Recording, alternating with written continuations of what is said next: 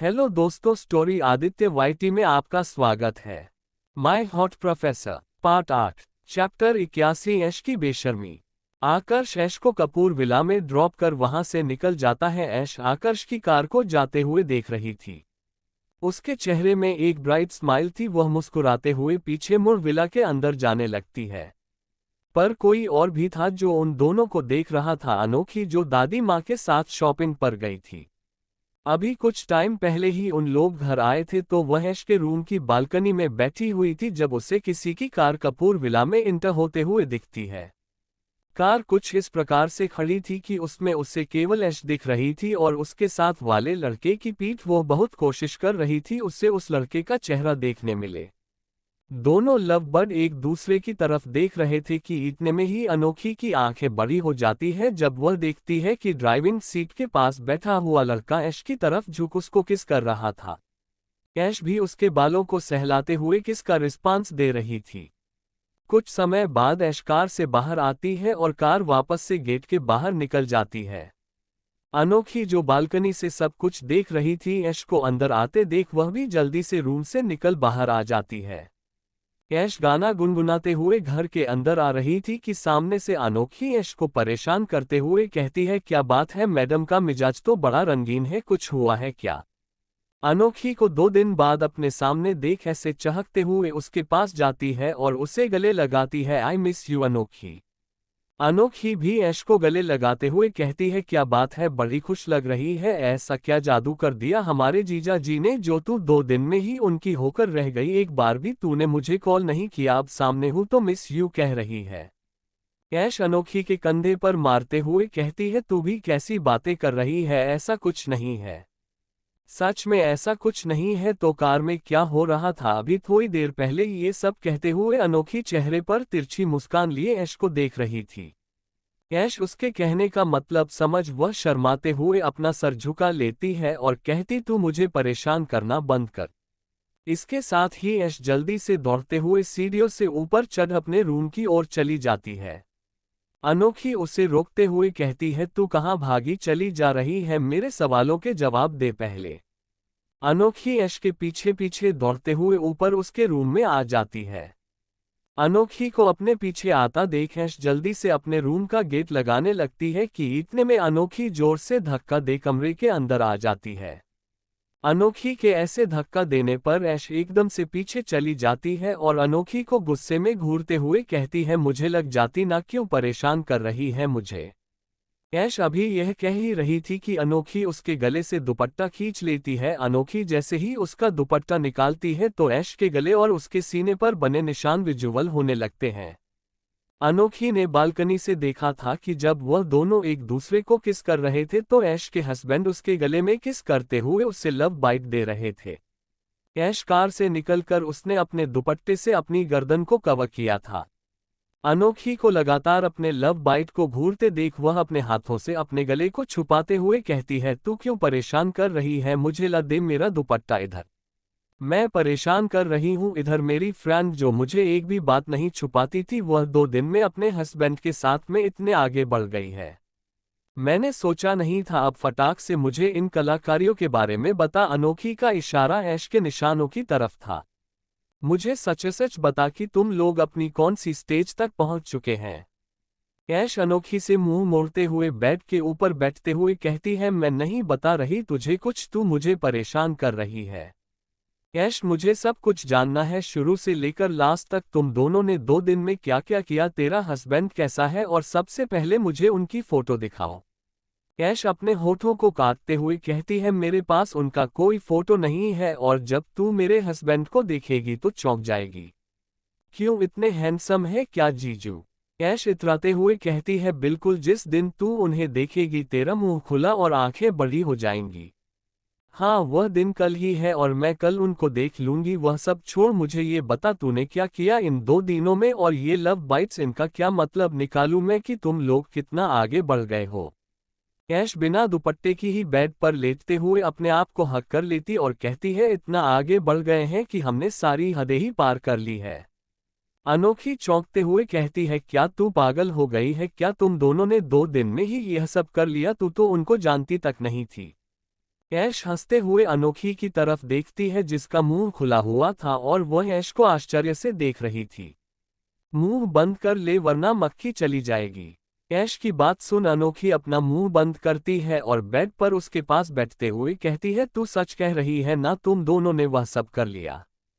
ऐश मुस्कुराते हुए हाँ मैं गर्दन हिलाती है और कहती है, कर लिया सब कुछ? सच में कर लिया तूने? अनोखी मासूमियत से कहती है। हाँ बाबा, कर लिया सब कुछ। कैसा था तेरा फर्स्ट एक्सपीरियंस? दर्द तो नहीं हुआ ना? मैंने सुना है बहुत दर्द होता है। हुआ यार, बहुत दर्द हुआ, पर वह दर्द भी मीठा मीठा प्यारा प्यारा सा था। जीजू तेरे साथ जेंटल तो थे ना? अनोखी की बात सुन ऐश आकर्ष के साथ बिताए हुए मोमेंट्स याद आने लगते हैं जब उन लोगों ने पहली रात एक दूसरे के साथ बिताई थी। ऐश के लिए तो डेट वाली रात ही पहली रात थी क्योंकि शिमला में बिताई रात के बारे में उसे कुछ याद नहीं था। आकर्ष उसके साथ उस रात जेंटल था पर उसे सुबह दोनों की इंटीमेसी याद आ जाती है जब आकर्ष उसके साथ रफली वह सब कर रहा था। ऐश को खुद में खोया देख अनोखी उसे हिलाते हुए कहती है, मैं तुझे कुछ पूछ रही हूँ, तू अपने ही ख्यालों में खोई हुई है। तेरे साथ जीजू रफ तो नहीं थी ना? उन्होंने सब कुछ जेंटली किया ना? बोलती क्यों नहीं है? बोलना, मुझे एक एक डिटेल बताओ। वह हल्का शर्माते हुए कहती है, जिस रात हम लोगों की डेट थी हम लोगों ने उस रात किया था और उस रात को वो बहुत जेंटल थे। क्या बात कर रही है? तुमने उसी रात सब कुछ कर लिया? तू कितनी तेज निकली, जीजू से भी सबर नहीं हुआ। अनोखी की ऐसी बातें सुनते हुए ऐश कहती है, ये सवाल मैं तुझसे पूछूंगी जब तेरी शादी होगी, देखती हूँ तू कितने दिन तक कंट्रोल करती है। हाँ हाँ देख लेना। फिर क्या हुआ? क्या क्या किया तुम दोनों ने 2 दिन तक? ऐश बेड से उठते हुए अनोखी के कान के पास जा कहती है, हम दोनों ने बहुत बार किया 2 दिनों तक और मुझे बहुत मजा आया। 2 बार तो मैंने ही उन्हें अपने तरफ अट्रैक्ट किया था। वह तो मना कर रहे थे कि मैं थक गई हूं लेकिन मैंने ही उन्हें अप्रोच किया। अनोखी अपने मुंह में हाथ रखते हुए कहती है, तू कितनी बड़ी वाली बेशर्म है। मुझे तो लगता था बस तू बोलती है लेकिन देख भी लिया तू कितनी बेशर्मी के साथ अपने हस्बैंड से इंटीमेसी के लिए बोल सकती है। अनोखी के ऐसे रिएक्शन पर ऐश हंसते हुए उसे साइड से गले लगाते हुए कहती है, तू नहीं समझेगी अनोखी, जब वह मूवमेंट होता है ना तो हम खुद अपनी बॉडी को कंट्रोल नहीं कर पाते हैं। मैं खुद समझ नहीं पा रही थी कि मेरी बॉडी आकर्ष के करीब रहने पर ऐसे रिएक्ट क्यों करती है और जो मेरी बॉडी की मांग रहती थी वह मैं कर लेती थी। वह सब ठीक है। कैसा है तेरा एक्सपीरियंस? बेड पर कैसे हैं जीजू? ऐश गहरी सांस भरते हुए कहती है, मत पूछ यार, जितने वह सामने से केयरिंग और जेंटल है बेड पर जाते ही बिल्कुल मॉन्स्टर बन जाते हैं। भले ही मैंने उनको उकसाया 2 बार पर वो शुरू होने के बाद रुकने के नाम नहीं लेते हैं। वह तो बिल्कुल थकते ही नहीं है, पता नहीं इतना स्टैमिना कहाँ से लाते हैं। मैं थक जाती हूँ उनको मना करते करते, यहाँ तक मैं रो भी देती थी। रियली ये लड़के बेड पर सच में बीस्ट बन जाते हैं। तेरी बातें सुन सुनकर मुझे डर लगने लगा, पता नहीं मैं क्या करूंगी। अनोखी के ऐसे कहने पर ऐश तिरछी नजरों से उसे देखती है और कहती है, जहां तक मैंने तुझे बचपन से देखा है और मेरी संगत का कुछ तो असर होगा ही तुझ पर। मैं अपने हस्बैंड पर अपना अधिकार जमाती हूँ, मुझे लगता है कि तू भी बाकायदा अधिकार जमेगी। एक काम करना, पहले दिन तू थोड़ा शर्मा लेना, दूसरे दिन से बेशर्मी दिखा देना मेरे जैसे। ऐश की बातें सुन अनोखी का मुंह खुला रह जाता और वह कहती है, तू सच में मेरी ऐश है ना? 2 दिन क्या दूर रहकर आई, तू तो बिल्कुल बेशर्म हो गई। इतना ये सब कैसे बात कर सकती है तू मेरे साथ? ओह हेलो मैडम, मैं बात नहीं कर रही थी, तूने ही मेरे से पूछा था, अब तूने पूछा है तो उसका आंसर भी ले। फिर अनोखी के कान के पास जा ऐश तिरछा मुस्कुराते हुए कहती है, जब तू बेड पर होगी ना और जब तेरा हस्बैंड तेरे अंदर होगा और जब तुम दोनों क्लाइमैक्स पर पहुंचोगे, वह फीलिंग ऐसी होगी जैसे कि तू स्वर्ग में पहुंच गई हो। ऐश के ये कहने पर अनोखी जल्दी से उससे दूर हो अपने हाथों को कान पर रखती है और कहती, छी घईनी, मेरे से ऐसी बातें मत कर तू। अनोखी के ऐसे रिएक्शन पर ऐश हंसते हुए कहती है, मैं कहाँ कुछ बोल रही हूँ, तूने ही पूछा है। इसके साथ ही ऐश अनोखी पर हंसते हुए बाथरूम के अंदर फ्रेश होने चली जाती है और अनोखी ऐश को देखते रह जाती है। उसके मन में अभी भी ऐश की कहीं बातें घूम रही थी। वह अपना सर नामे हिलाते हुए कहती है, इसके जैसी तो मैं कभी नहीं बनूंगी। कितनी गंदी बातें करने लगी है 2 ही दिनों में। चैप्टर 82 क्रिश को सच पता चलना। आकर्ष जैसे ही राय विला के अंदर कदम रखता है एकदम से कोई उसके चेहरे पर पंच मार देता है। आकर्ष जो कि इस चीज के लिए तैयार नहीं था, पंच पड़ते ही उसका सिर झुक जाता है और वह 2 कदम पीछे हो जाता है। आकर्ष जानता था कि किसने उसे पंच मारा है, इसलिए वह अपना सर सीधा कर सामने खड़े शख्स की ओर देख और मुस्कुराते हुए कहता है, जान सकता हूं कि इस गुस्ताखी की वजह क्या है? रियली ब्रो, तुम मुझसे पूछ रहा है तूने मुझसे इतनी बड़ी बात छुपाई कैसे? क्या तू सच में मुझे अपना दोस्त मानता है? मैंने क्या छुपाया? आकर्ष कैजुअल वे कहता है, तुझे सब कुछ तो पता है ना? तूने मुझसे छुपाया। तूने ये छुपाया कि तेरी शादी हो चुकी है। इतने टाइम तक हम शिमला में रहे, तूने एक बार भी इस चीज का जिक्र नहीं किया मेरे साथ। वह तो भला हुआ आंटी का जिन्होंने मुझे यहाँ बुलाकर आज ये सब बातें बताई, वरना मुझे लगता है कि तू तो मुझे कभी बताने वाला नहीं था ये सब। आकर्ष क्रिश के पीछे देखता है जहां पर उसके फैमिली मेंबर उसे ही देख रहे थे। दादाजी तिरछी मुस्कान लिए आकर्ष को देखते हैं। दादाजी को ऐसे खुश होता देख आकर्ष की आंखें छोटी हो जाती है और वह क्रिश की ओर रुख करते हुए कहता है, ये सब तुम मुझसे पूछने की जगह दादाजी से पूछो। ये जो सब कुछ किया कराया है वह दादाजी का है। बात को अपनी पाली में आता देख दादाजी सकप का जाते हैं और कहते हैं, कितना नालायक पोता है मेरा, खुद की करनी और खुद के कर्मों को मेरे ऊपर डाल रहा है। अरे मैं तो तेरी शादी धूमधाम से करवाना चाहता था, पर तुझे ही सीक्रेट मैरिज का भूत चढ़ा था। मैंने ये थोड़ी ना कहा था कि तू अपने दोस्त से भी अपनी शादी के बारे में छुपा। वह तू था जिसे शादी के बारे में छुपाना था, वरना तो मैं सारी सोसाइटी में बताना चाहता था कि आकर्ष राय कपूर एलिजिबल बैचलर अब एक मैरिड मैन बन चुका है। दादाजी की ऐसी चिकनी चुपड़ी बातें सुन आकर्ष उन्हें लगातार घूरता है। आकर्ष को महसूस होता है सामने वाला शख्स जो कि क्रिश था वह लगातार आकर्ष को गुस्से में देख रहा था। क्रिश गुस्से में आकर्ष को देखते हुए एक और पंच आकर्ष के चेहरे में जड़ देता है। आकर्ष को दोबारा पंच पड़ता देख आकृति जी क्रिश के पास आती है और उसके कंधे पर हाथ रखते हुए कहती है, बस बेटा उसे लग जाएगी, कल उसके ससुराल जाना है तो ऐसे उसे पंच मारेगा तो उसका चेहरा खराब हो जाएगा। मेरी बहू ने उसे पहचानने से मना कर दिया तो क्या होगा? अपनी माँ को भी खुद से ज्यादा ऐश का ख्याल करता देख आकर्ष नागवरी से सर हिलाते हुए कहता है, इस घर में मेरी कुछ वैल्यू ही नहीं है। जब से शादी किया हूं सिवाय अपनी बहू के अलावा इन लोगों को कुछ सोचता भी नहीं है। मुझे भी घर बुलाने का मेनन कारण क्या था कि इन्हें अपनी बहू लानी है। बाकी इनका लड़का जाए तेल लेने कहाँ रह रहा है, क्या कर रहा है, इससे कोई मतलब नहीं। इसके साथ ही आकर्ष अपने पैर पटकते हुए सीढ़ियों से ऊपर चढ़ रूम की ओर चला जाता है। सारे फैमिली वाले इतने दिनों बाद आकर्ष के ऐसे बच्चों जैसे बिहेव को देख मुस्कुराने लगते हैं और दादाजी क्रिश के पास आ कहते हैं, बरखुरदार अपना गुस्सा थोड़ा कम करें। दादाजी की बात सुन क्रिश वही सोफे में बैठ जाता है। आकृति जी क्रिश के पास आ कहती है, क्या सच में आकर्ष ने तुम्हें कुछ नहीं बताया था? नहीं मॉम, उसने मुझे कुछ नहीं बताया, वह तो आप थी। यदि आप मुझे आज कॉल ना करती तो मुझे कुछ पता ही नहीं चलता। ये सब कुछ मेरी दोस्त की लाइफ में हो चुका है। क्रिश आकृति जी को शुरू से ही मॉम कहता था, सेम आकर्ष भी क्रिश की मॉम को भी।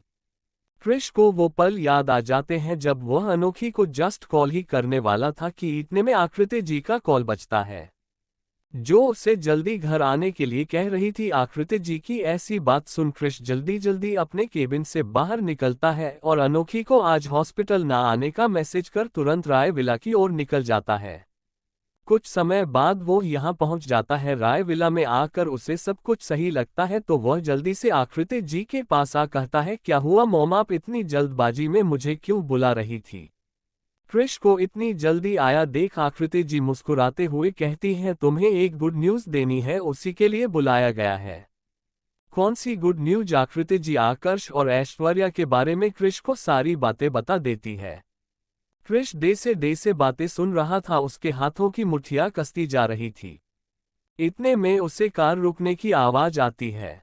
वह समझ गया था यह आकर्ष की ही कार है, इसलिए वह जल्दी से गेट की तरफ बढ़ता है जहां से आकर्ष आ रहा था और वह गुस्से में उसे पंच मार देता है। क्रिश यही सब सोच रहा था कि इतने में उसका ध्यान दादी माँ के टच से टूटता है। दादी माँ क्रिश के सर को सहलाते हुए कहती है, इतना गुस्सा करना अच्छा नहीं है बेटा, जा अपने दोस्त के पास। तुमने कितनी बुरी तरीके से उसे पंच मारा है। सॉरी दादी माँ, पर वो डिजर्व करता है। इसके साथ ही क्रिश आकर्ष के रूम की ओर चला जाता है। क्रिश जैसे ही आकर्ष के कमरे में आता है तो देखता है आकर्ष बाथरूम से अपना सर पोंछते हुए बाहर निकल रहा था। आकर्ष को इतना कूल बिहेव करते देख क्रिश को गुस्सा आ जाता है और वह उसके सामने खड़े हो गुस्से से कहता है, तुम इतने कांड करने के बाद भी इतने रिलैक्स कैसे हो सकते हो? तुम तो बहुत बड़ी बड़ी डींगे हाँकते थे कि तुम्हें ऐश से प्यार है। यही प्यार है तुम्हारा। तुम ऑलरेडी शादीशुदा थे, फिर भी तुमने उसके साथ यह सब किया और उसे सपने दिखाए। और तुम मुझे क्या बोल रहे थे? अनोखी के केस में यदि मैं उसके साथ कुछ गलत किया तो सबसे पहले तुम मेरे अगेंस्ट खड़े होंगे, तो अब मैं क्या कहूँ तुम्हारी बात का? तुमने भी तो मेरी साली के साथ गलत किया। ऐश को मेरी कहीं जाने पर आकर्ष अपनी एक आईब्रो रेज करते हुए कहता है, वह तुम्हारी नहीं मेरी है, इसलिए उसे मेरी कहना बंद करो। ऐश के लिए आकर्ष की जलन को देख क्रिश अपने सर को पकड़ते हुए वहीं उसके बेड पर बैठते हुए कहता है, ओह गॉड, इस लड़के ने इतने कांड कर लिए फिर भी इसका यह एटीट्यूड नहीं गया। क्या तुम मुझे बताओगे कि तुम दो लड़कियों को एक साथ कैसे डेट कर सकते हो? तुम अपनी वाइफ को चीट कर रहे हो आकर्ष, और तुम ऐश को सपने दिखा रहे हो। आकर्ष नॉर्मल आवाज में कहता है, मैं किसी को चीट नहीं कर रहा, मैं जिससे प्यार करता हूं मैं उसी के साथ हूं। Oh really? तो तुम अपनी वाइफ से प्यार करते हो? तो ऐश का क्या, उसके साथ तुम क्या कर रहे थे? मैंने कहा ना, मैं उससे प्यार करता हूँ और जिससे मैंने प्यार किया है उसी से शादी भी की है। हाँ तो मैंने क्या उर्दू में कहा? तुम अपनी वाइफ को प्यार करते हो लेकिन तुम ऐश के साथ तो गलत कर रहे हो ना। कहते कहते क्रिश चुप हो जाता है और आकर्ष की तरफ देखता है जो कि उसे ही तिरछी मुस्कान लिए देख रहा था। एक मिनट, तुमने अभी क्या कहा? तुम जिससे प्यार करते हो उसी से शादी की है, पर ऐश तो तुम्हारी वाइफ नहीं है ना। क्रिश की बात सुन आकर्ष टॉवल को साइड में रख कहता है, मैंने ये कब कहा कि वह मेरी वाइफ नहीं है? वह मेरी वाइफ है और मैं उसी से प्यार करता हूँ। ओह गॉड, ये लड़का मुझे पागल करके रखेगा। क्या तुम मुझे बताओगे कि बात क्या है? क्लियर। आकर्ष क्रिश के बाजू से बैठते हुए कहता है, मेरी शादी ऐश्वर्या कपूर से हुई है और जिसे तुम जानते हो उसका नाम भी ऐश्वर्या कपूर है, जो कि मेरी वाइफ है। शिमला जाने से पहले ही हमारी शादी हो चुकी थी, पर उस टाइम में शादी से खुश नहीं था और ऐश को लेकर श्योर नहीं था, इसलिए मैंने उसे अपनी आइडेंटिटी नहीं बताई थी। वह मुझे अपने प्रोफेसर के रूप में ही जानती है और यह बात घर वालों के अलावा किसी को नहीं पता, इसलिए यह चीज मैंने तुम्हें भी नहीं बताई। क्या ऐश जानती है कि तुम उसके हस्बैंड हो? शिमला में नहीं जानती थी, पर 2 दिनों से जानती है कि मैं उसका हस्बैंड हूं और मैं ही उसका प्रोफेसर हूं। ओ गॉड आकर्ष, तुम कितने बड़े चालबाज निकले। तुमने कितनी चालाकी से सारी चीज छुपा ली। एक में जो इस चक्कर में था कि मैं अपनी जोड़ी बना रहा हूं तो मैं अपने दोस्त को अकेला क्यों रहना दूं, लेकिन इधर मेरा दोस्त ऑलरेडी पक्की वाली सेटिंग करके बैठा था, मैं ही बेवकूफ बना हुआ था। इसमें बेवकूफ बनने वाली चीज क्या है? तुम ऑलरेडी बेवकूफ हो। तुम्हें तो पहले ही गौर कर लेना चाहिए कि मैं किसी लड़की के करीब जा रहा हूं। जाहिर सी बात कि मैं उससे पसंद करता हूँगा, पर तुम्हें ये लग रहा था कि तुम लव मेकर हो जो कि हम दोनों की जोड़ी को बना रहा है। आकर्ष के ऐसे ताने सुन क्रिश गहरी सांस ले कहता है, you are such a bastard bro, तूने मेरे से बातें छुपाए। मुझे तुझ पर बहुत गुस्सा आ रहा है, मन कर रहा है कि मैं तेरे सर को फोड़ दूं। बाद में फोड़ लेना, अभी मेरे पास टाइम नहीं है। अभी मुझे सोचना है कि मुझे क्या करना चाहिए जिससे मेरी बीवी आज मेरे साथ हो। मुझे कुछ भी करके अपनी बीवी के साथ टाइम स्पेंड करना है, इसीलिए तू अपना ये गधे जैसा दिमाग चलाना छोड़ और मेरे लिए एक कॉफी लेकर आ, फिर मैं डिसाइड करूंगा कि मैं कैसे अपनी बीवी से मिलने जा सकता हूँ। आकर्ष की बात सुन क्रिश चीरते हुए कहता है, हाँ तुझे तो अब अपनी बीवी ही दिखेगी ना, दोस्ती यारी तो तू सब भूल चुका है। इसके साथ ही वह अपने पैर पटकते हुए कमरे से बाहर चला जाता है और किचन में यहाँ मेड को आकर्ष और अपने लिए कॉफी बनाने कहता है। कॉफी बनाकर मेड क्रिश को दे देती है। क्रिश कॉफी सीढ़ियों से ऊपर ले जाते हुए लगातार बुदबुदा रहा था। फैमिली के सभी मेंबर क्रिश को देख रहे थे। वह मुस्कुराते हुए कहते हैं, इस लड़के का कुछ नहीं हो सकता। पल में गुस्सा होता है, पल में मान जाता है और अभी जिस दोस्त से गुस्सा था, जिसे पंच मार रहा था, उसी के लिए अब काफी लेकर जा रहा है। दादाजी मुस्कुराते हुए कहते हैं, इसे ही दोस्ती कहते हैं। रूम में आकर्ष को कॉफी देते हुए क्रिश कहता है, मेरे पास आइडिया है जिससे तू ऐश के साथ टाइम स्पेंड कर सकता है। क्रिश की बात सुन आकर्ष उसके और देखने लगता है। क्रिश तिरछी मुस्कान लिए, पर उसके लिए पहले तुझे मेरी हेल्प करने पड़ेगी। चैप्टर 83 क्रिश का प्लान रोमांस टाइम। आकर्ष के ये कहने पर कि उसे कुछ भी करके ऐश के पास जाना है। क्रिश कुछ सोचते हुए कहता है, मेरे पास एक प्लान है, पर तुम्हें मेरी उसमें हेल्प करनी होगी, तभी वह प्लान एग्जीक्यूट होगा। आकर्ष अपनी आईब्रो रेज्ड करते हुए, ऐसा क्या प्लान है तुम्हारे पास? तुम ऐश को कॉल करो और पूछो उससे कि अभी वह कहाँ है और उसके साथ अनोखी है क्या। आकर्ष अपने कोल्ड चेहरे के साथ बोलता है, भाभी कहो उसे, भाभी है वह तुम्हारी। क्रिश नगावारी से सिर हिलाते हुए कहता है, महोदय भाभी को कॉल करें और पूछे कि वह अभी कहाँ पर है और क्या उनके साथ उनकी परम मित्र अनोखी जी उनके रूम में विराजमान है क्या। क्रिश के ऐश को भाभी बोलने पर धीरे धीरे आकर्ष के चेहरे के भाव बदल जाते हैं और वह शांत हो जाता है। क्रिश अपना मोबाइल उठा ऐश को कॉल करता है तो दादाजी के पास मोबाइल बजता है। दादाजी देखते हैं कि ऐश का मोबाइल बज रहा है जिसमें अननोन नंबर से कॉल आ रहा है। वह उसे रिसीव न कर एक मेड को बुला उससे ऐश के बारे में पूछ, मोबाइल ऐश को देने के लिए कह देते हैं। मेड जब तक ऐश के पास मोबाइल लेकर जाती है तब तक कॉल कट चुका था। ऐश जैसे ही अपना मोबाइल मेड के हाथों से लेती है उसका मोबाइल दोबारा बजता है। वह देखती है उसे अननोन नंबर से कॉल आ रहा है तो वह रिसीव करते हुए कहती है, हेलो कौन? इतनी जल्दी अपने हस्बैंड को भूल गई बेबी? अभी मुझे तुमसे दूर हुए मुश्किल से 2 घंटे हुए होंगे और तुम इतनी जल्दी मुझे भूल गई। आकर्ष की आवाज सुन ऐश ब्लश करने लगती है। ऐश को ऐसा ब्लश करते देख अनोखी अपनी तिरछी आंखों से उसे देखती है और कहती है, किससे बात रही हो और तुम ऐसे ब्लश क्यों कर रही हो? ऐश अनोखी को इग्नोर कर बालकनी की ओर चली जाती है और आकर्ष से बात करने लगती है। आपको मेरा नंबर कहाँ से मिला? आकर्ष हंसते हुए कहता है, बीवी तुम्हारा नंबर निकालना कौन सी बड़ी बात है, वह सब छोड़ो, ये बताओ तुम अभी कहाँ हो? आकर्ष के ऐसे पूछने पर ऐश आजू बाजू देखती है और कहती है, मैं इस समय अपने रूम की बालकनी में हूँ। अकेली हो कि कोई और भी है तुम्हारे साथ? अनोखी है मेरे साथ में। ओके, इतना कह आकर्ष कॉल कट कर देता है। आकर्ष के ऐसे अचानक कॉल कट करने पर ऐश अपने मोबाइल को देखती है और कहती है, क्या था ये? केवल ये पूछने के लिए उन्होंने मुझे कॉल किया था, बड़े अजीब है। ऐश बालकनी से रूम में आती है तो अनोखी हाथ बंधे खड़ी उसे ही घूर रही थी। अनोखी को ऐसे देख ऐश आंखें छोटी करते हुए कहती है, तू मुझे ऐसे क्यों घूर रही है? मैंने क्या किया?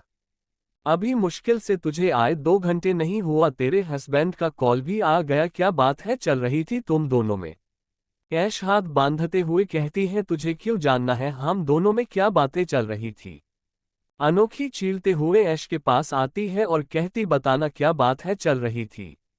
कुछ नहीं, बस वह पूछ रहे थे क्या कर रही हूं तो मैंने बता दिया तो उन्होंने ओके कहकर कॉल कट कर दिया। बस यही जानने के लिए कॉल किया था, क्या जीजू भी कमाल करते हैं। दोनों ही ऐसे एक दूसरे से लगी हुई थी, ना जाने कितना ही टाइम निकल गया था पर दोनों की बातें खत्म होने का नाम नहीं ले रही थी।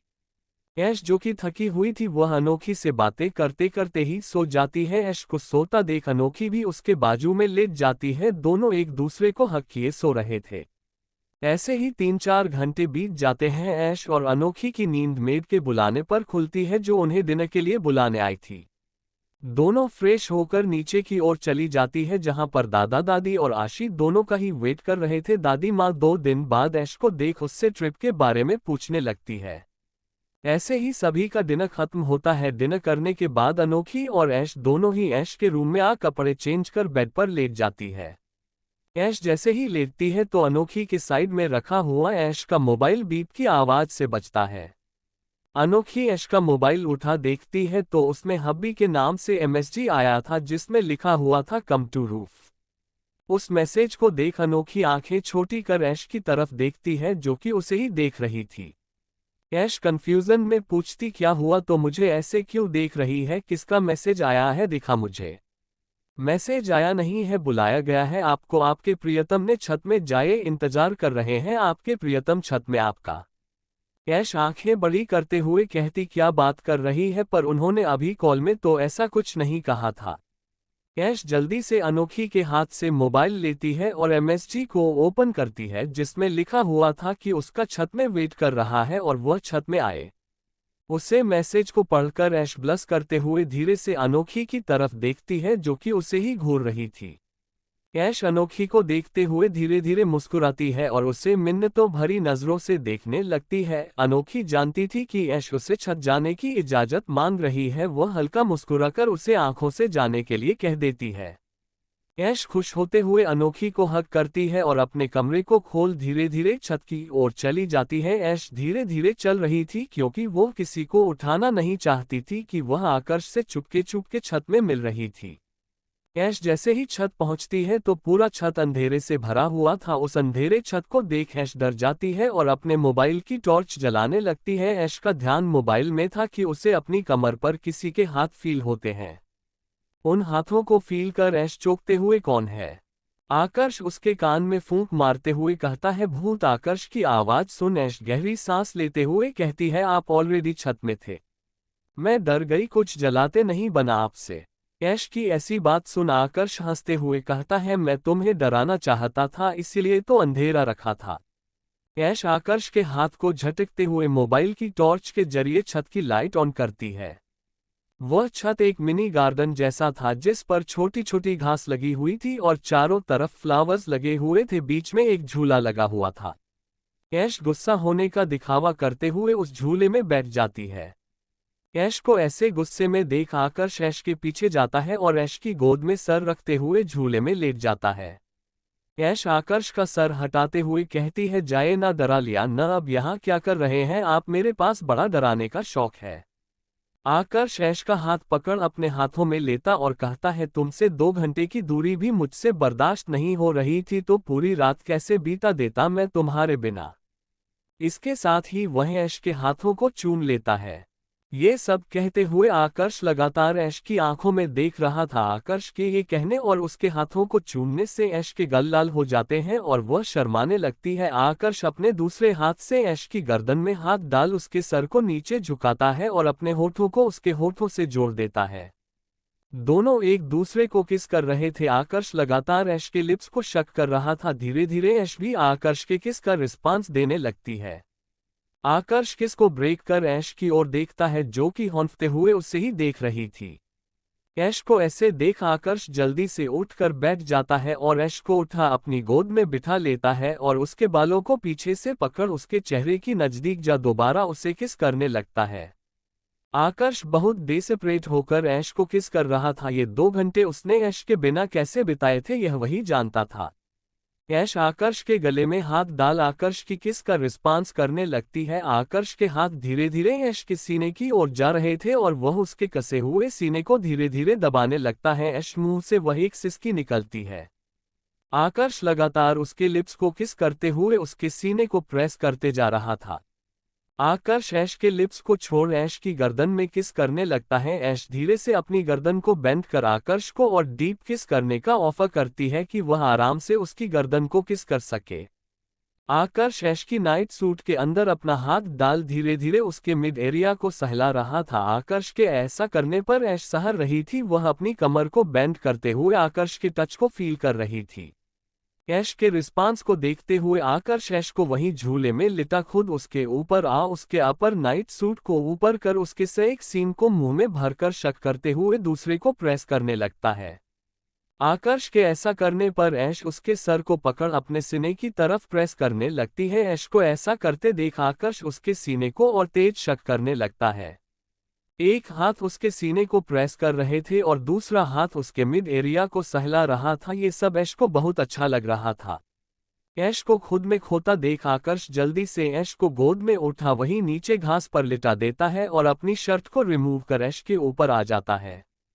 धीरे धीरे वह उसके नाइट सूट के बटन को खोलते हुए उसकी इनरवियर को निकल साइड में फेंक देता है और उसके सीने को शक और बाइट करते हुए चूमने लगता है।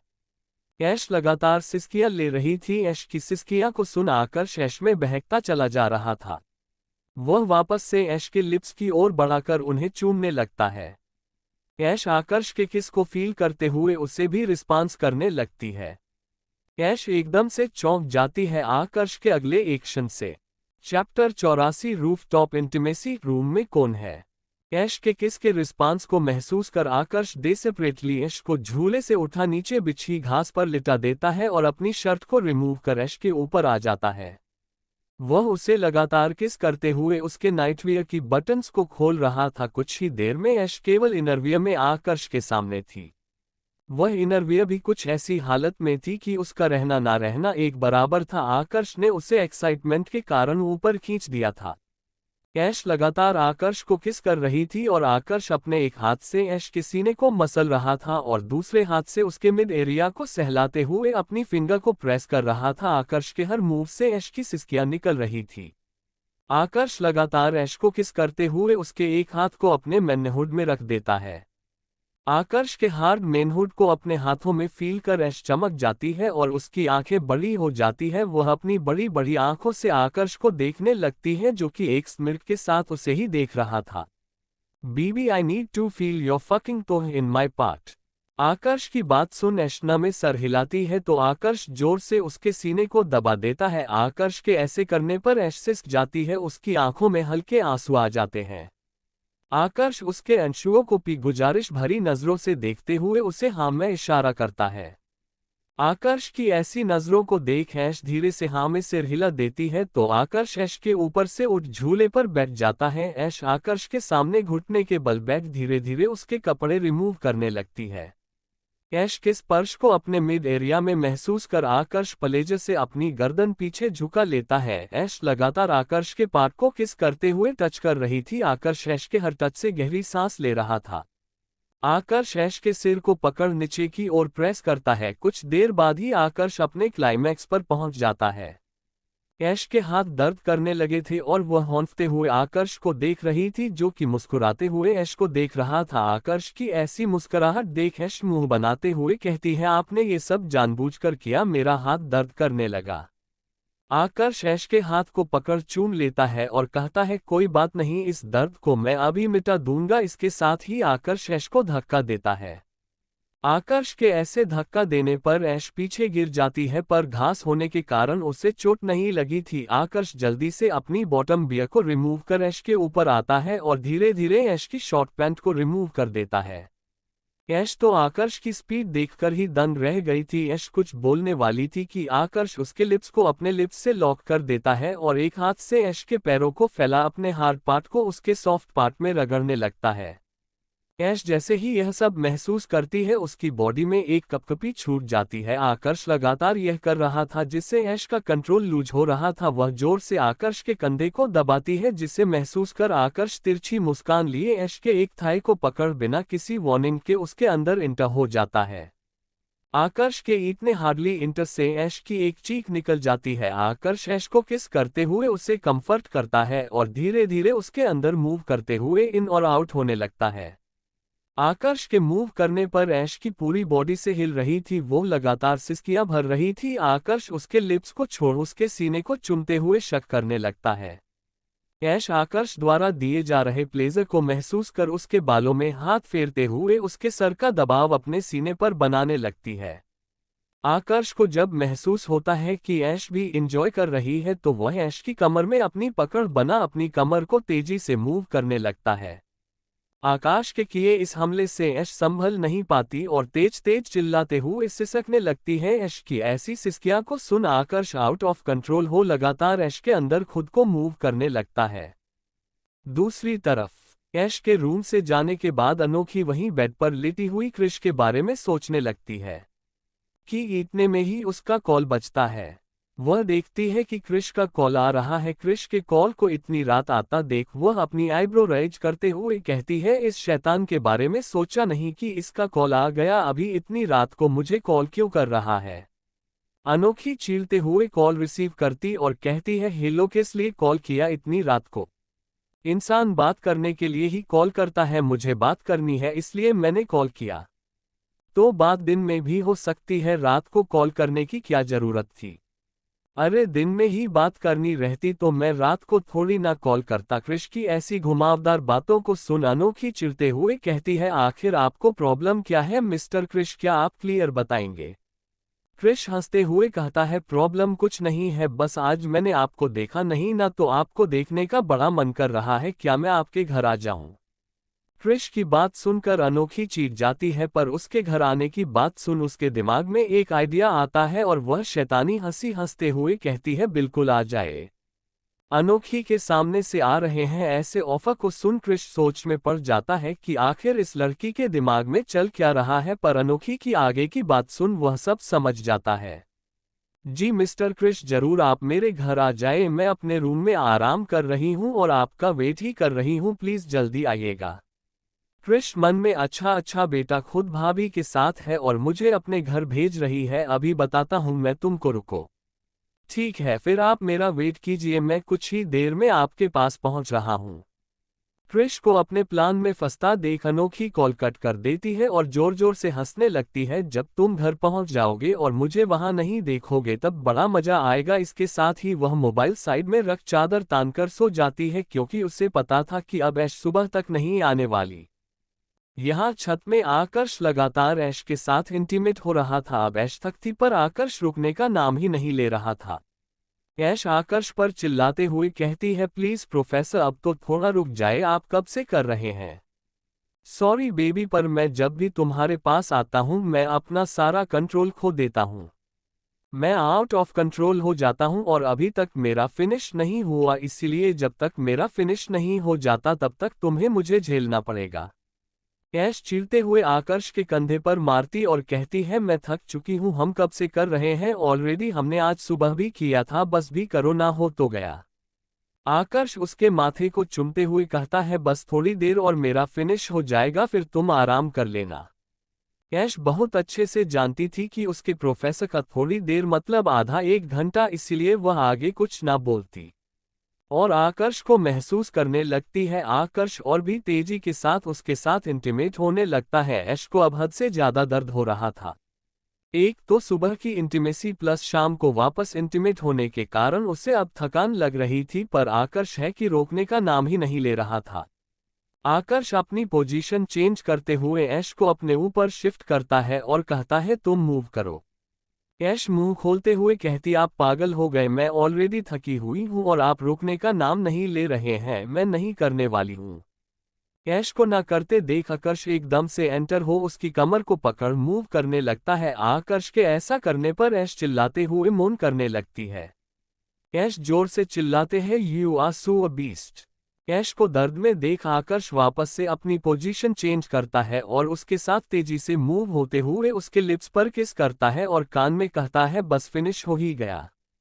कुछ ही देर बाद आकर्ष अपने क्लाइमैक्स पर पहुंच जाता है और वह ऐश के ऊपर निढाल होकर पड़ा हुआ था। दोनों ही अपनी इस हॉट एंड ओपन इंटीमेसी के कारण थक चुके थे। दोनों की बॉडी पर एक भी कपड़ा नहीं था, पर चांद की रोशनी और ठंडी ठंडी घास में दोनों को रिलैक्स महसूस हो रहा था। दोनों इस पोजीशन में कुछ देर रहते हैं, करीब आधा घंटा। उसी पोजीशन में रहने के बाद आकर्ष एकदम से ऐश के अंदर से बाहर आता है। आकर्ष के ऐसे बाहर आने पर ऐश की चीख निकल जाती है और वह आकर्ष को घूरते हुए कहती है, जब आपका फिनिश हो गया था तब आप बाहर नहीं निकल सकते थे, मुझे कितना दर्द हो रहा है। आकर्ष तिरछी मुस्कान लिए कहता है, मुझे तुम्हारे अंदर खुद को महसूस करना बहुत अच्छा लगता है। इसके साथ ही वह है ऐश के लिप्स पर किस करता है और साइड में पड़े हुए अपने कपड़े पहनने लगता है। ऐश जो कि निढला होकर पड़ी हुई थी, उसमें हाथ हिलाने तक की हिम्मत नहीं थी। आकर्ष अपने कपड़े पहनने के बाद उसे भी पहनता है। कुछ देर बाद दोनों ही घास के ऊपर लेटे हुए थे। आकर्ष के ऊपर ऐश लेटी हुई थी और आकर्ष उसके सर को सहलाते हुए उसे टैप कर रहा था। आकर्ष के ऐसा करने पर ऐश धीरे धीरे नींद की आगोश में चली जाती है। ऐश को नींद में देख आकर्ष उसके माथे को चूम अपनी भी आंखें बंद कर लेता है। दोनों ही घास के ऊपर अपनी रात गुजर रहे थे। करीब एक घंटा हो गया था क्रिश के कॉल आए हुए। अब अनोखी को लग रहा था कि क्रिश उसके घर नहीं गया होगा, नहीं तो वह अब तक उसको कॉल कर चुका होता, इसलिए वह धीरे धीरे नींद की आगोश में जाने लगती है। अभी अनोखी की नींद लगी ही थी कि उसे महसूस होता है कि कोई उसकी चादर को धीरे धीरे खींच रहा है, पर अनोखी बहम समझ वापस चादर तान के सो जाती है। पर कुछ देर बाद उसे वापस से वही महसूस होता है। वह जल्दी से उठ टेबल साइड का लैंप जलाती है तो रूम में कोई नहीं देखा। वह बेड पर बैठे बैठे ही कहती है, कौन है रूम में? Chapter 85 bedroom romance. क्रिश के कॉल आए हुए 1 घंटे बीत चुका था। अनोखी क्रिश के कॉल का वेट कर रही थी। वह क्रिश की फ्रस्ट्रेशन से भरी हुई आवाज सुनने के लिए बेताब थी, पर उसे वह मौका नहीं मिला। काफी देर इंतजार करने के बाद वह जम्हाई लेती है और बेड पर लेट चादर तान सो जाती है। अभी अनोखी को सोए हुए कुछ ही समय हुआ होगा कि उसे फील होता है कि उसके द्वारा ओढ़ी गई चादर धीरे धीरे नीचे सरक रही है। अनोखी आंखें खोल चारों तरफ देखती है, पर उसे कोई नहीं देखता, इसलिए वह अपनी नींद का बहम समझ वापस से चादर ओढ़ सो जाती है। कुछ ही देर बाद उसे वापस से ऐसा फील होता है और वह हड़बड़ाते हुए बेड पर बैठ अपने साइड की लैंप को चालू करती है। वह रूम में चारों तरफ देख रही थी, पर उसे कोई नजर नहीं आता। वह फिर भी आवाज लगाते हुए कहती है, कोई है रूम में। जब उसे कोई आवाज नहीं आती तो वह जैसे ही अपनी साइड में देखती है तो उसके बाजू में क्रिश कोहनी टीका के लेटा हुआ था और उसे अपनी ब्राइट स्माइल से देख रहा था। उसे अपने बाजू में देख अनोखी चीखते हुए कहती है, तुम। अनोखी को ऐसे चौंकते हुए कृष्ण मुस्कुरा के कहता है, हाँ मैं। अनोखी जल्दी से चादर को अपने सीने से ढकते हुए कहती है, तुम यहाँ क्या कर रहे हो? मैंने तो तुम्हें अपने रूम में बुलाया था ना। तुम यहाँ कपूर विला में क्या कर रहे हो? क्रिश, जो कि लगातार अनोखी को देख रहा था, इस समय अनोखी ने नाइटवियर पहना हुआ था जो कि काफी रिवीलिंग था। उसमें उसके उभार हल्के हल्के दिख रहे थे। अनोखी को उनका ढक लेने पर क्रिश मुंह बनाते हुए अनोखी की तरफ देखता और कहता है, तुम ही ने तो कहा था कि तुम मेरा रूम में इंतजार कर रही हो, तो मैं आ गया। अनोखी चीरते हुए कहती है, पर मैंने तुम्हें अपने रूम में इंतजार करने के लिए कहा था। यह ऐश का कमरा है, तुम यहाँ का क्या कर रहे हो? तुम्हें कैसे पता चला कि मैं यहाँ हूँ? क्रिश अनोखी के करीब जा उसके कान में कहता है। जादू से क्रिश के ऐसे करीब आने से अनोखी पीछे की तरफ झुक जाती है और उसके ऐसे कहने पर उसे अपनी छोटी आंखें करते हुए देखती और कहती है, तुम अभी के अभी इस रूम से बाहर निकलो। अनोखी के ऐसा कहने पर क्रिश बेड पर लेटे हुए कहता है, जी नहीं, मैं यहाँ से नहीं जाने वाला। क्रिश के ऐसे बेड पर लेटने पर अनोखी उसे जबरदस्ती उठाते हुए कहती है, तुम जा रहे हो कि नहीं? ये सब करने में उसकी चादर सामने से खिसक जाती है और वह क्रिश के ऊपर हल्की बैंधी थी। क्रिश भारी होने के कारण वह क्रिश को हिला भी नहीं पा रही थी। क्रिश एकदम से उसे अपनी तरफ खींचता है।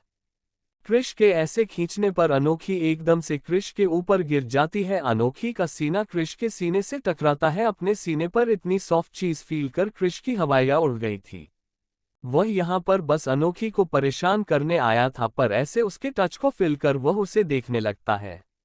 वह अनोखी की पीठ में हाथ रख उसे खुद से सटा लेता है। अनोखी, जो कि क्रिश से वापस से दूर हो रही थी, क्रिश के ऐसा करने पर वह वापस क्रिश के सीने पर गिरती है और इस बार दोनों के लिप्स एक दूसरे से जुड़ जाते हैं। क्रिश को तो मौका चाहिए था।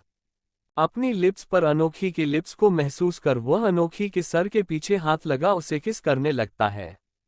अनोखी क्रिश के ऐसा किस करने पर उसे धक्का दे रही थी, पर क्रिश की डीप होती किस को महसूस कर वह भी धीरे धीरे बहकने लगती है। उसके हाथ बेड की साइड में थे और क्रिश लगातार उसे किस किया जा रहा था।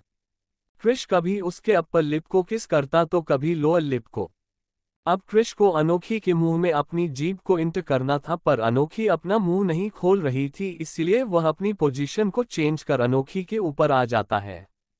पोजीशन कुछ इस प्रकार थी कि अनोखी बेड पर लेटी हुई थी और क्रिश उसके ऊपर था। क्रिश धीरे धीरे अपने हाथों को उसके सीने पर ले जाता है और उसके एक सीने को जोर से दबा देता है।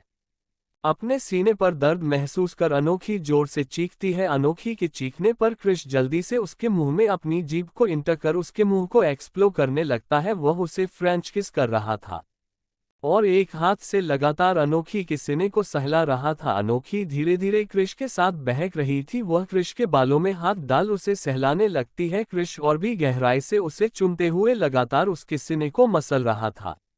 अनोखी को क्रिश की हार्डनेस अपनी बॉडी पर फील हो रही थी। क्रिश धीरे से अनोखी के लिप्स को छोड़ उसकी गर्दन पर किस करते हुए उसमें बाइट करने लगता है। क्रिश का एक हाथ अनोखी के नाइटवियर को नीचे खींच रहा था, जिससे अनोखी के उभार और विजिबल होने लगते हैं। क्रिश उसके क्लीवेज पर किस करते हुए उसके एक उभार पर जोर से बाइट कर लेता है। अनोखी की पकड़ क्रिश के बालों पर कस जाती है। बाइट करने के बाद क्रिश शक करने लगता है। अनोखी लगातार क्रिश के हमले से सिसक रही थी। क्रिश वापस से अनोखी के लिप्स को किस करते हुए उसके उभार को प्रेस करने लगता है। धीरे धीरे क्रिश के हाथ अनोखी के नाइटवियर के अंदर जा रहे थे। क्रिश के हाथों को अपने नाइटवियर के अंदर महसूस कर अनोखी की पकड़ क्रिश के शोल्डर पर कस जाती है। क्रिश जिसने पहली बार अनोखी के उभारों को ऐसे महसूस किया था वह आउट ऑफ कंट्रोल हो रहा था, जिसके कारण वह अनोखी को काफी हार्डली किस करने लगता है। क्रिस से जब बर्दाश्त नहीं होता तो वह एकदम से अनोखी से दूर हो अपनी शर्ट को रिमूव कर उसे साइड में फेंक देता है और अनोखी के ऊपर आ उसके नाइटवियर को धीरे धीरे निकालने लगता है। अनोखी जो कि क्रिश के साथ बह गई थी वह भी क्रिश के ऐसे मूवमेंट से कुछ नहीं कहती। अनोखी की मंजूरी को महसूस कर धीरे से क्रिश उसके नाइटवियर को निकाल देता है और अपने सामने अनोखी के दो कसे हुए उभार को देख उसकी आंखों में चमक आ जाती है। अनोखी जो कि लगातार क्रिश को देख रही थी उसकी आंखों में चमक देख वह धीरे से एक हाथ बढ़ा अपने सीने को छुपा लेती है। अनोखी को ऐसा करते देख क्रिश उसके दोनों हाथों को अलग करते हुए कहता है, जान मैं बिल्कुल बर्दाश्त नहीं करूंगा कि कोई मेरी चीज पर अपना हाथ रखे। इन पर मेरा हक है तो इन्हें छूने का हक भी मेरा है। इसके साथ ही वह अनोखी के दोनों हाथों को अलग कर अनोखी के एक उभार को अपने मुंह में ले जोर से शक करने लगता है। अनोखी के लिए यह फीलिंग नई थी।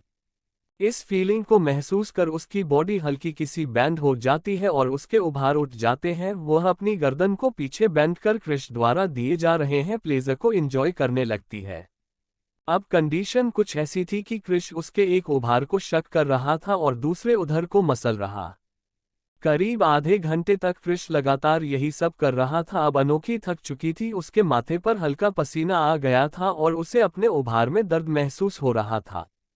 क्रिश जैसे ही अनोखी के लिप्स पर वापस किस करने जाता है तो उसके चेहरे में पसीने को महसूस कर उसे देखता है, जो कि थकान के कारण अपनी आंखें बंद किए हुए क्रिश को महसूस कर रही थी।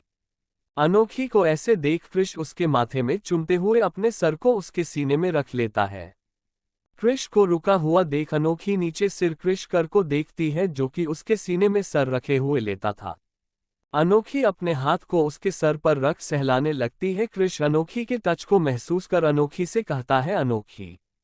अनोखी धीरे से कहती है मम्म, मैं तुमसे कुछ कहना चाहता हूँ। अनोखी नींद भरी आंखों से कहती है कहो, आई लव यू। क्रिश की यह बात सुन अनोखी के हाथ रुक जाते हैं। अनोखी के हाथों को रुका हुआ देख क्रिश अपना सर ऊपर करके देखता है तो अनोखी अपनी बड़ी बड़ी आंखों से उसे ही देख रही थी। अनोखी को ऐसे खुद को देखता पाकर क्रिश उसके लिप्स पर बेबी किस करते हुए कहता है, मैं सच में तुमसे प्यार करता हूं और मैं तुम्हारे साथ अपना फ्यूचर देखता हूं। क्या तुम मेरा प्रपोजल एक्सेप्ट करोगी? मैं जानता हूं कि यह सही समय नहीं है अपने प्यार का इजहार करने का, पर मैं तुम्हें इससे अच्छा प्रपोजल दूंगा। पर मुझे लगता है कि मैं अपनी फीलिंग्स को और कंट्रोल नहीं कर सकता, इसलिए मैं तुम्हें आज ही प्रपोज कर रहा हूं। अनोखी क्रिश के प्रपोजल को सुन अपनी आंखें बंद करते हुए कहती है, मुझे कुछ वक्त चाहिए, और उसके साथ ही वह हल्की सी करवट ले लेट जाती है। चादर से अपने सीने को कवर कर लेती है। क्रिश अनोखी के ऐसे मुंह फेरने से थोड़ा सा निराश हो जाता है, पर वह उसके बाजू में लेट अपने हाथ को उसकी कमर पर रख उसे खुद से सटा लेता है और अपनी आंखें बंद कर लेता है। क्रिश के ऐसा करने पर अनोखी मुस्कुराते हुए अपनी आंखें बंद कर लेती है और दोनों नींद की गहराइयों में खो जाते हैं। करीब 5 बजे क्रिश का मोबाइल बजता है। क्रिश नींद से उठ अपना मोबाइल उठाता है तो उसमें आकर्ष का कॉल आ रहा था। वह आकर्ष का कॉल रिसीव करता है तो आकर्ष उसे रूम खोलने को बोल रहा था। क्रिश 5 मिनट बोल सबसे पहले अनोखी की तरफ देखता है, जो कि उसके सीने से लगी हुई थी और अभी भी उसकी अपर बॉडी नेकेड थी। वह अनोखी के कपड़े उठा उन्हें पहना कर उसे चादर से कवर कर देता है और खुद अपनी शर्ट पहन अनोखी के सर को चूम उसके लिप्स पर किस कर आकाश को मैसेज कर रूम का डोर ओपन करता है। कुछ देर बाद आकाश रूम में आता है और ऐश को बेड पर लेटा देता है। ऐश के माथे को चूमकर उसे चादर और वह भी क्रिश के साथ बाहर चला जाता है। सुबह का समय कपूर विला में गाड़ी आकर रुकती है और आशी चिल्लाते हुए ऐश के रूम में आती और कहती है, अनोखी दी जीजू आ गए। आशी की बात सुन अनोखी चहकते हुए जैसे ही ऐश की बालकनी में आती है और गाड़ी से उतर रहे लड़के को देखती है तो उसका चेहरा बिल्कुल सफेद पड़ जाता है। अपने आप ही उसकी आंखों से आंसू आ जाते हैं। चैप्टर 86 अनोखी का टूटा दिल। सुबह के 8 बजे बज रहे थे। ऐश और अनोखी दोनों ही आकर्ष और क्रिश के सपनों में खोई हुई थी। ऐश हल्की हल्की आंखें खोल सामने देखती है तो उसे आकर्ष का चेहरा नजर आता है। वही अनोखी भी अपनी आंखों को खोल अपने बाजू में क्रिश को एक्सपेक्ट कर रही थी। ऐश अनोखी को आकर्ष समझकर उसे किस करने के लिए उसके लिप्स की तरफ बढ़ जाती है। वहीं अनोखी ऐश को क्रिश समझ अपने होठों का पाउट कर लेती है। दोनों जैसे ही एक दूसरे के करीब आते हैं कि इतने में ही उन्हें दरवाजा खटखटाने की आवाज आती है। ऐश और अनोखी अपने ख्यालों से बाहर आ पूरी आंखें खोल अपने सामने देखती हैं तो दोनों एकदम से चिल्लाकर बेड से उठ जाती हैं। दोनों एक साथ बोलते हैं, तुम यहाँ क्या कर रही हो? ऐश अनोखी को घूरते हुए कहती है, तुम मेरे बाजू में क्या कर रही हो? अनोखी ऐश की बात का जवाब देते हुए कहती है, वह तो मुझे तुमसे पूछना चाहिए कि तुम यहाँ कर क्या कर रही हो, तुम तो छत में थी ना। अनोखी के सवाल पर ऐश अपने माथे पर हाथ रखते हुए मन में कहती है, हाँ मैं छत पर थी, मैं तो प्रोफेसर के साथ थी, तो मैं यहाँ क्या कर रही हूँ। फिर खुद को संभाल कहती है, मेरे हस्बैंड ने मुझे यहाँ पर लिटा दिया होगा, लेकिन तुम इतनी चौंक क्यों रही हो? ऐश के ऐसे पूछने पर अनोखी अपनी नजरें चुराते हुए यहाँ वहाँ सर करते हुए कहती, मैं कहाँ चौंक रही हूँ। ऐश को याद आता है कि दोनों अभी कुछ देर पहले क्या करने की कोशिश कर रहे थे, तो ऐश अनोखी की तरफ उंगली कर कहती है, तू अभी थोड़ी देर पहले क्या कर रही थी? अनोखी अनजान बनते हुए, क्या? मेरा समझ में आता है कि मैं अपने हस्बैंड को एक्सपेक्ट करके तुम्हें किस करने की कोशिश कर रही थी, पर तुम किसे एक्सपेक्ट कर रही थी किस करने के लिए? ऐश के ऐसे पूछने पर अनोखी सकपकाते हुए जल्दी से बेड से उठते हुए कहती है, तुम नींद में थी मुझे नहीं पता, और जल्दी से बाथरूम में घुस जाती है। अनोखी के ऐसे बिहेवियर पर ऐश मुंह बनाते हुए कहती है, पता नहीं इससे दौरे पड़ते हैं क्या? मैं कितना प्यारा सपना देख रही थी। फिर उससे वापस से डोर नॉक करने की आवाज आती है। वह अपने बिस्तर से उठ जाकर अपने रूम का दरवाजा खोलती है तो सामने दादी माँ गुस्से में ऐश को घूर रही थी। दादी माँ को इतने गुस्से में देख ऐश उन्हें गले लगाते हुए कहती है, क्या हो गया मेरी प्यारी दादी माँ को इतने गुस्से में क्यों है? दादी माँ ऐश को डांटते हुए कहती है, क्या तुम्हें नहीं पता बेटा कि आज क्या है? टाइम देखा है तुमने? तुम्हारे ससुराल वाले कभी भी आते होंगे, नीचे पंडित जी आकर बैठ चुके हैं, तुम अभी तक रेडी नहीं हुई। दादी माँ की बात सुन ऐश दांतों तले अपनी जीभ दबा लेती और कहती है, सॉरी दादी माँ, वह मैं थक गई थी इसलिए मेरी नींद नहीं खुली। ऐसा क्या कर रही थी कि जो थक गई थी? कल रात को भी मैंने तुम्हें जल्दी सोने के लिए कह दिया था। ऐश अभी कुछ कहने ही वाली थी कि उसे अपने और आकर्ष के बीच बीती हुई रात याद आ जाती है और वह अपना मुंह बंद करते हुए मन में कहती है, आप ही के दामाद ने मुझे थका दिया है इसीलिए मेरी नींद पूरी नहीं हुई। दादी माँ चिल्लाते हुए कहती, हूँ बोलोगी अब कुछ की नहीं? ऐश हड़बड़ाते हुए कहती है, वह हम लोग बातें कर रहे थे इसलिए हम दोनों की नींद लेट लगी, इसलिए हम लोग जल्दी नहीं उठ पाए। दादी माँ ऐश को घूरते हुए रूम के अंदर आती है और अपने पीछे खड़ी मेड को बुलाती है जिसके हाथ में एक बड़ी सी थाल थी जो कि एक रेड कलर के कपड़े से ढकी हुई थी। ऐश की नज़र उस बड़ी सी थाल पर लगी हुई थी। वह दादी माँ की तरफ मुड़ते हुए कहती है, दादी माँ इसमें क्या है? दादी माँ मेड को उस थाल को बेड पर रखने कह है उससे जाने का इशारा करती है और ऐश की ओर मुड़ते हुए कहती है, तुम्हारी शादी का जोड़ा है जो कि तुम्हारे ससुराल से आया है, आज तुम्हें यही पहनना है। घर में पूजा रखी गई है, तुम और दामाद जी दोनों ही उस पूजा में बैठने वाले हो इसलिए तुम्हें अच्छे से रेडी होना है। दादी माँ की बात सुन ऐश एक्साइटमेंट में थाल के ऊपर से जल्दी से कपड़ा हटाती है तो उसमें एक बहुत ही प्यारा लहंगा था जो कि हल्के ऑरेंज कलर में था। उसमें बीच बीच में कलरफुल डिजाइन बनी हुई थी, उसके साथ उसमें ज्वेलरी भी थी जो कि मल्टी कलर्स की थी। वह लहंगे देखने में बहुत ही सुंदर लग रहा था। ऐश जैसे ही उसे छूने वाली होती है दादी माँ उसके हाथ में मारते हुए कहती है, अपने हाथ हटाओ उससे। दादी माँ के ऐसे मारने पर ऐश अपने हाथ को पकड़ मसलने लगती है। ये वही हाथ था जो कि कल हमारे आकर्ष बाबूजी के कारण ऐश का दर्द कर रहा था और आज दादी माँ के मारने पर वह दर्द वापस से उठ गया था। वह अपने हाथ को मारते हुए कहती है, क्या हुआ दादी माँ, आप मुझे छूने क्यों नहीं दे रहे हो? उसे पंडित जी ने माता रानी के चरणों छुआ के भेजा है, तुम पहले नहाओ फ्रेश हो उसके बाद उसको टच करना। दादी माँ अभी यह सब कह ही रही थी कि इतने में बाथरूम का डोर ओपन कर अनोखी बाहर आती है और उसकी नज़र ऐश के लहंगे पर जाती है। उस लहंगे को देख अनोखी दादी माँ से कहती है, वाह दादी माँ, ये लहंगा कितना प्रीटी है। कुछ भी कहो, ऐश के ससुराल वालों की पसंद ही अलग है। अनोखी की बात सुन ऐश हल्का ब्लश करने लगती है और कहती है उनका बेटा भी अलग है। ये सब ऐश मन में कह रही थी। दादी माँ ऐश को नहाने को बोलती है। ऐश बाथरूम में जा फ्रेश होने लगती है कि इतने में ही दादी माँ अनोखी को ऐश को तैयार करने के लिए कहती है। दादी माँ ने एक ब्यूटिशियन भी हायर की थी जो कि थोड़ी देर बाद आने वाली थी। कुछ देर बाद ऐश नहा के रूम में आती है तो सामने अनोखी रेडी होकर खड़ी थी। ऐश जल्दी से अपने लहंगे के पास जा उसे उठाकर देखती है। आखिर उसने जल्दी जल्दी नहाया था, वो भी इस लहंगे को छूने के लिए। ऐश का लहंगा काफी भरावदार था जिसमें बहुत अच्छा वर्क किया गया था। अनोखी ऐश को लहंगा चेंज करने के लिए कहती है। अनोखी की बात मान ऐश चोली और लहंगा उठा चेंजिंग रूम की ओर जा उसे पहन कर आती है। अनोखी जैसे ही ऐश को उस लहंगे में देखती है तो देखती रह जाती है। ऐश के गोरे रंग पर वह ऑरेंज कलर का लहंगा बहुत अच्छा लग रहा था।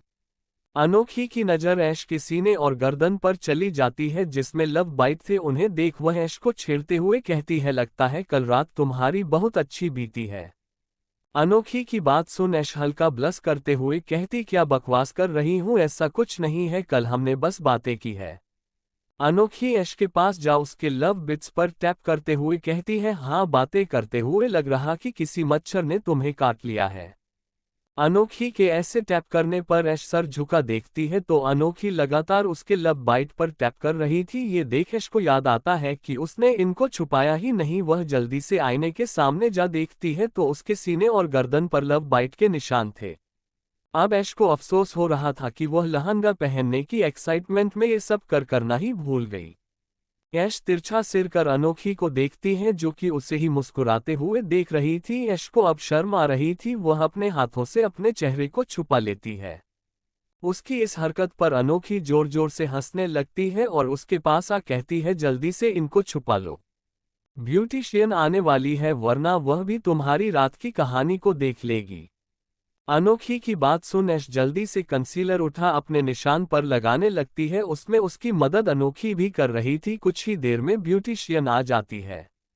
सबसे पहले ब्यूटिशियन ऐश के फेस का मेकअप करती है। उसने ज्यादा हैवी मेकअप ऐश के फेस पर नहीं किया था क्योंकि ऐश का फेस ऑलरेडी इतना ग्लो कर रहा था आकर्ष के प्यार के कारण, जिससे उसने मिनिमल मेकअप ही किया था। उसने हल्की लिपस्टिक लगाई थी जिससे ऐश के चेरी जैसे लिप्स और भी उभर कर दिख रहे थे।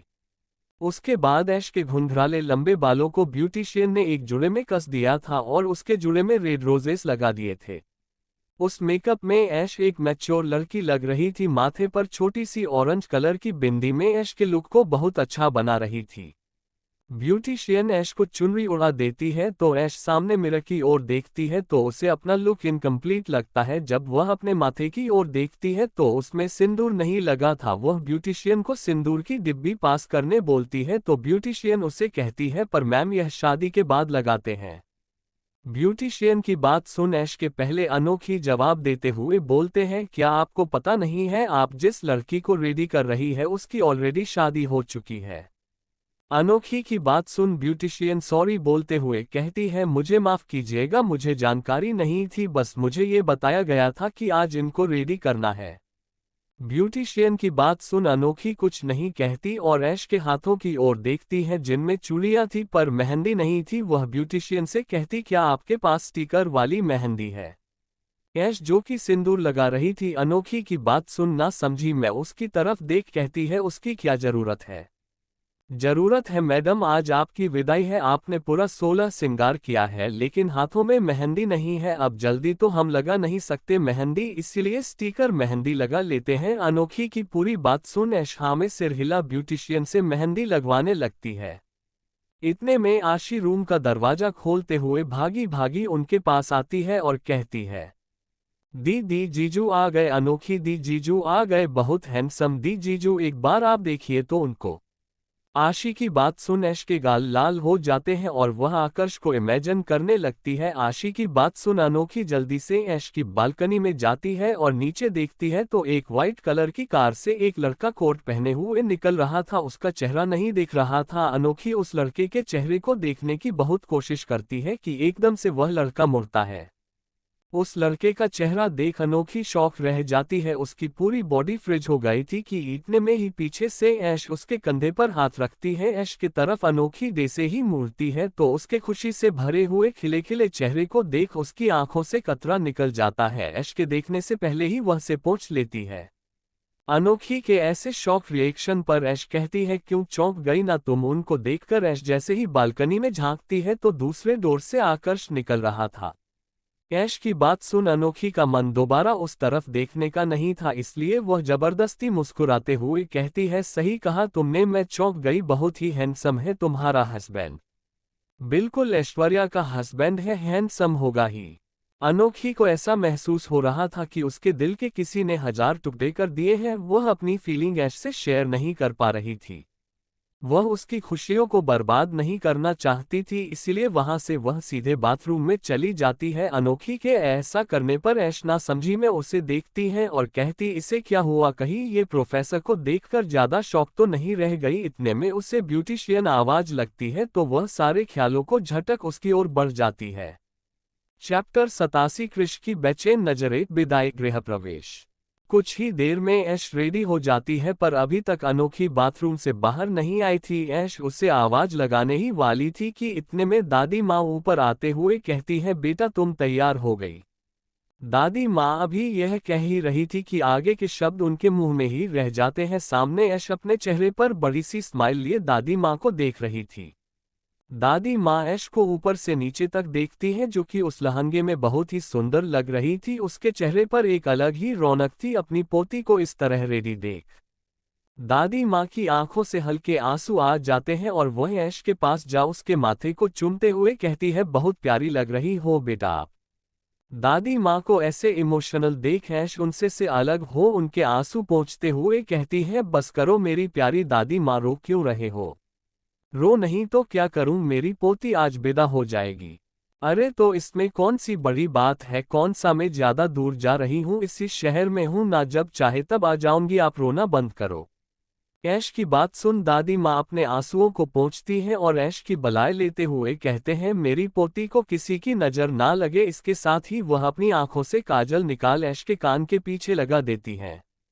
दादी माँ की इन टैक्टिक को देख ऐश और आशी ही दोनों हंसने लगते हैं। दादी माँ दोनों को हंसते देख दोनों के सिर में हल्का मारते हुए कहती है, चलो नीचे, पंडित जी बुला रहे हैं, मुहूर्त का समय हो गया।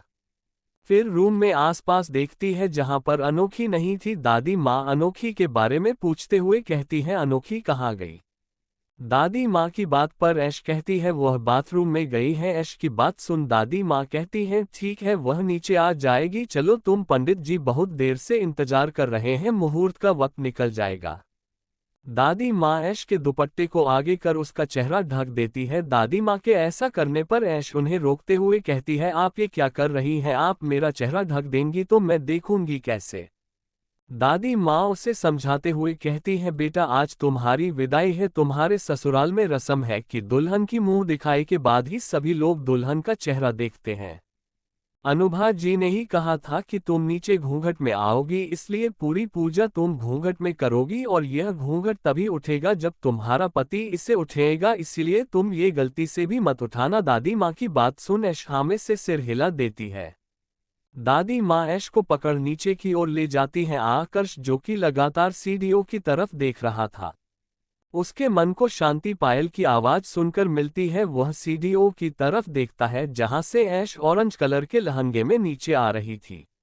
उसे लहंगे में ऐश के कहर ढा रही थी। उसकी वह झांकती हुई पतली कमर उस लहंगे से बहुत ही खूबसूरत लग रही थी। ऐश को ऐसे देख आकर्ष का दिल तेजी से धड़कने लगा था।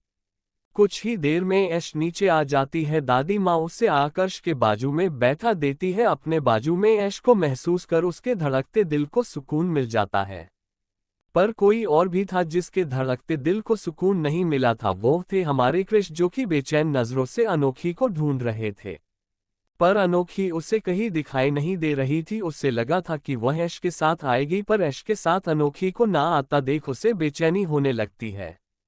कुछ ही देर में पंडित जी दोनों को हवन के सामने बिठाते हैं और पूजा की विधियां करने लगते हैं। पंडित जी के कहे अनुसार ऐश्वर्या आकर्ष सारी विधियों को कर रहे थे।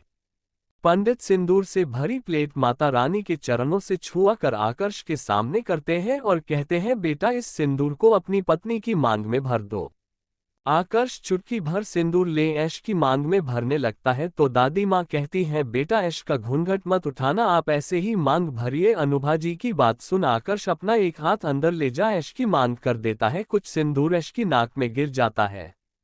कुछ ही देर में पूजा समाप्त हो जाती है और पंडित जी दोनों को सभी बड़ों का आशीर्वाद लेने के लिए कहते हैं। ऐश और आकर्ष अपने सभी बड़ों का आशीर्वाद लेते हैं। सभी उन्हें भर भर कर आशीर्वाद देते हैं। दादाजी आगे आते हुए कहते हैं, ठीक है आदित्य, अब तुम विदाई की तैयारी शुरू करो। मैं अपनी पोता बहू को जल्द से जल्द अपने घर ले जाना चाहता हूँ। पर आर्यदीप, अभी तुम लोगों ने खाना भी नहीं खाया है, खाना खा लो, उसके बाद विदाई कर देते हैं। आदित्य जी की बात सुन आर्यदीप जी हाँ मैं सिर हिलाते हैं तो दादी माँ आशी को ऐश को वापस रूम में ले जाने को कहती है। ऐश वापस रूम में आती है तो वो अनोखी को ढूंढने लगती है पर उसे अनोखी रूम में कहीं नहीं मिलती। इतने में वह अपना मोबाइल उठा अनोखी को कॉल करने लगती है तो उसमें अनोखी का मैसेज पड़ा हुआ था जिसमें लिखा था कि उसकी तबीयत खराब हो गई है और वह अपने घर जा रही है और तू टेंशन मत लेना। अनोखी का ऐसा मैसेज देख ऐश को गुस्सा आ जाता है और वह कहती है, मेरी जिंदगी के इतने बड़े दिन भी यह मुझे अकेला छोड़कर चली गई।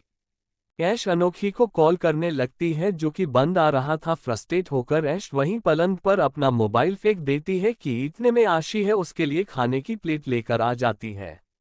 ऐश बुझे मन से थोड़ा सा खाना फिनिश करती है। कुछ ही देर बाद दादी माँ ऐश को नीचे ले जाने आती हैं। ऐश नीचे आती है जहां पर विदाई की सारी तैयारियां हो चुकी थी। दादी माँ जिसके आंसू रुकने का नाम नहीं ले रहे थे, दादी माँ को ऐसे रोते देखा ऐश के भी आंखों में आंसू आ जाते हैं।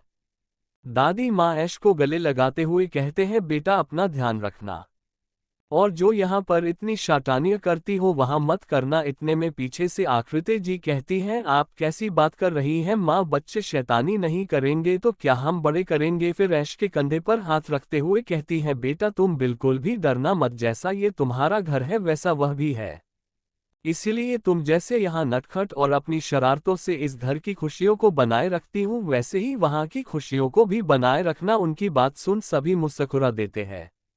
ऐश सभी से गले मिलती है। दादाजी उसके माथे पर हाथ रखते हुए कहते हैं, खुश रहना बेटा। दादाजी की बात सुन ऐश दादाजी को गले लगा लेती है। उसकी आंखों में आंसू थे पर वह रोना नहीं चाहती थी, वरना दादी माँ और परेशान हो जाती। दादाजी ऐश को आकर्ष की गाड़ी में बिठा देते हैं और आकर्ष की तरफ देखते हुए कड़क आवाज में कहते हैं, आकर्ष मेरी पोती का ध्यान रखना, मेरी पोती को कोई दिक्कत ना हो, वरना मैं तुम्हारे दादाजी जितना सॉफ्ट नहीं हूँ। यदि मेरी पोती को कोई भी तकलीफ हुई तो तुम बचोगे नहीं। दादाजी की इतनी प्यारी धमकी को सुन सभी मुस्कुराने लगते हैं।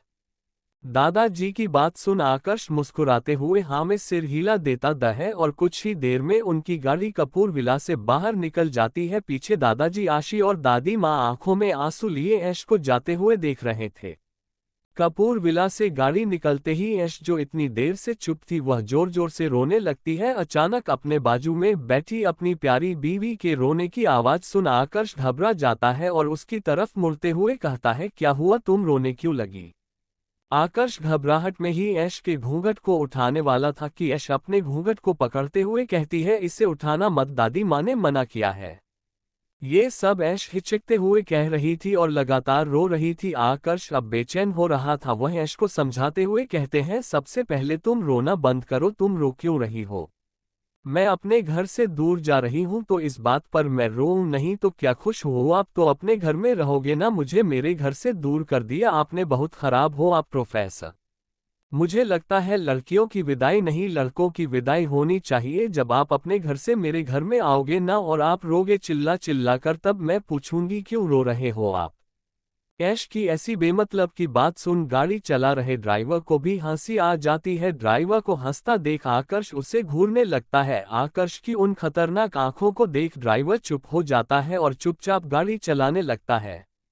आकर्ष जल्दी से गाड़ी का पार्टीशन ओपन करता है और ऐश की तरफ मुड़ते हुए कहता है, बीवी तुम ज्यादा दूर नहीं जा रही हो, हम दादा दादी से मिलने आते रहेंगे और तुम रोना बंद करो और ये बताओ मैं तुम्हें क्यों नहीं देख सकता।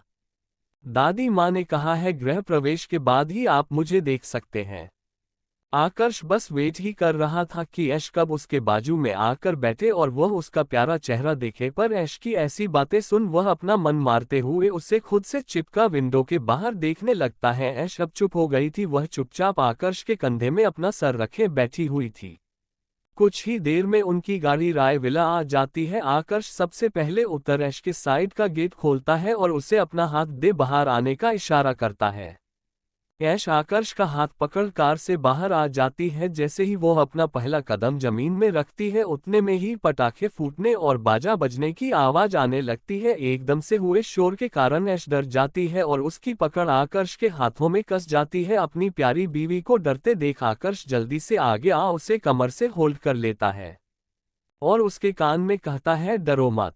आकर्ष की करीबी को महसूस कर ऐश हाँ में सर हिला देती है। तो इतने में आकृति जी और अनिशा जी दोनों को अंदर आने के लिए कहती है। दोनों जैसे ही गेट के पास आते हैं तो सामने आकृति जी बड़ी सी थाल लिए खड़ी थी। वह सबसे पहले ऐश और आकर्ष की आरती उतारती है।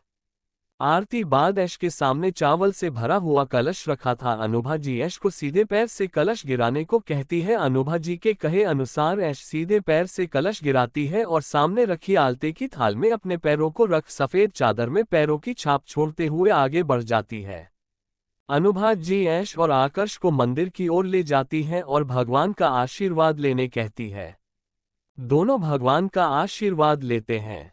अनुभव जी ऐश को हल्दी से अपने हाथों का छाप छोड़ने कहती है। अनीशा जी हल्दी से भरी हुई थाली ऐश के सामने लाती है जिसमें ऐश अपने हाथ को डिप कर अपने हाथों की छाप दीवार में छोड़ती है।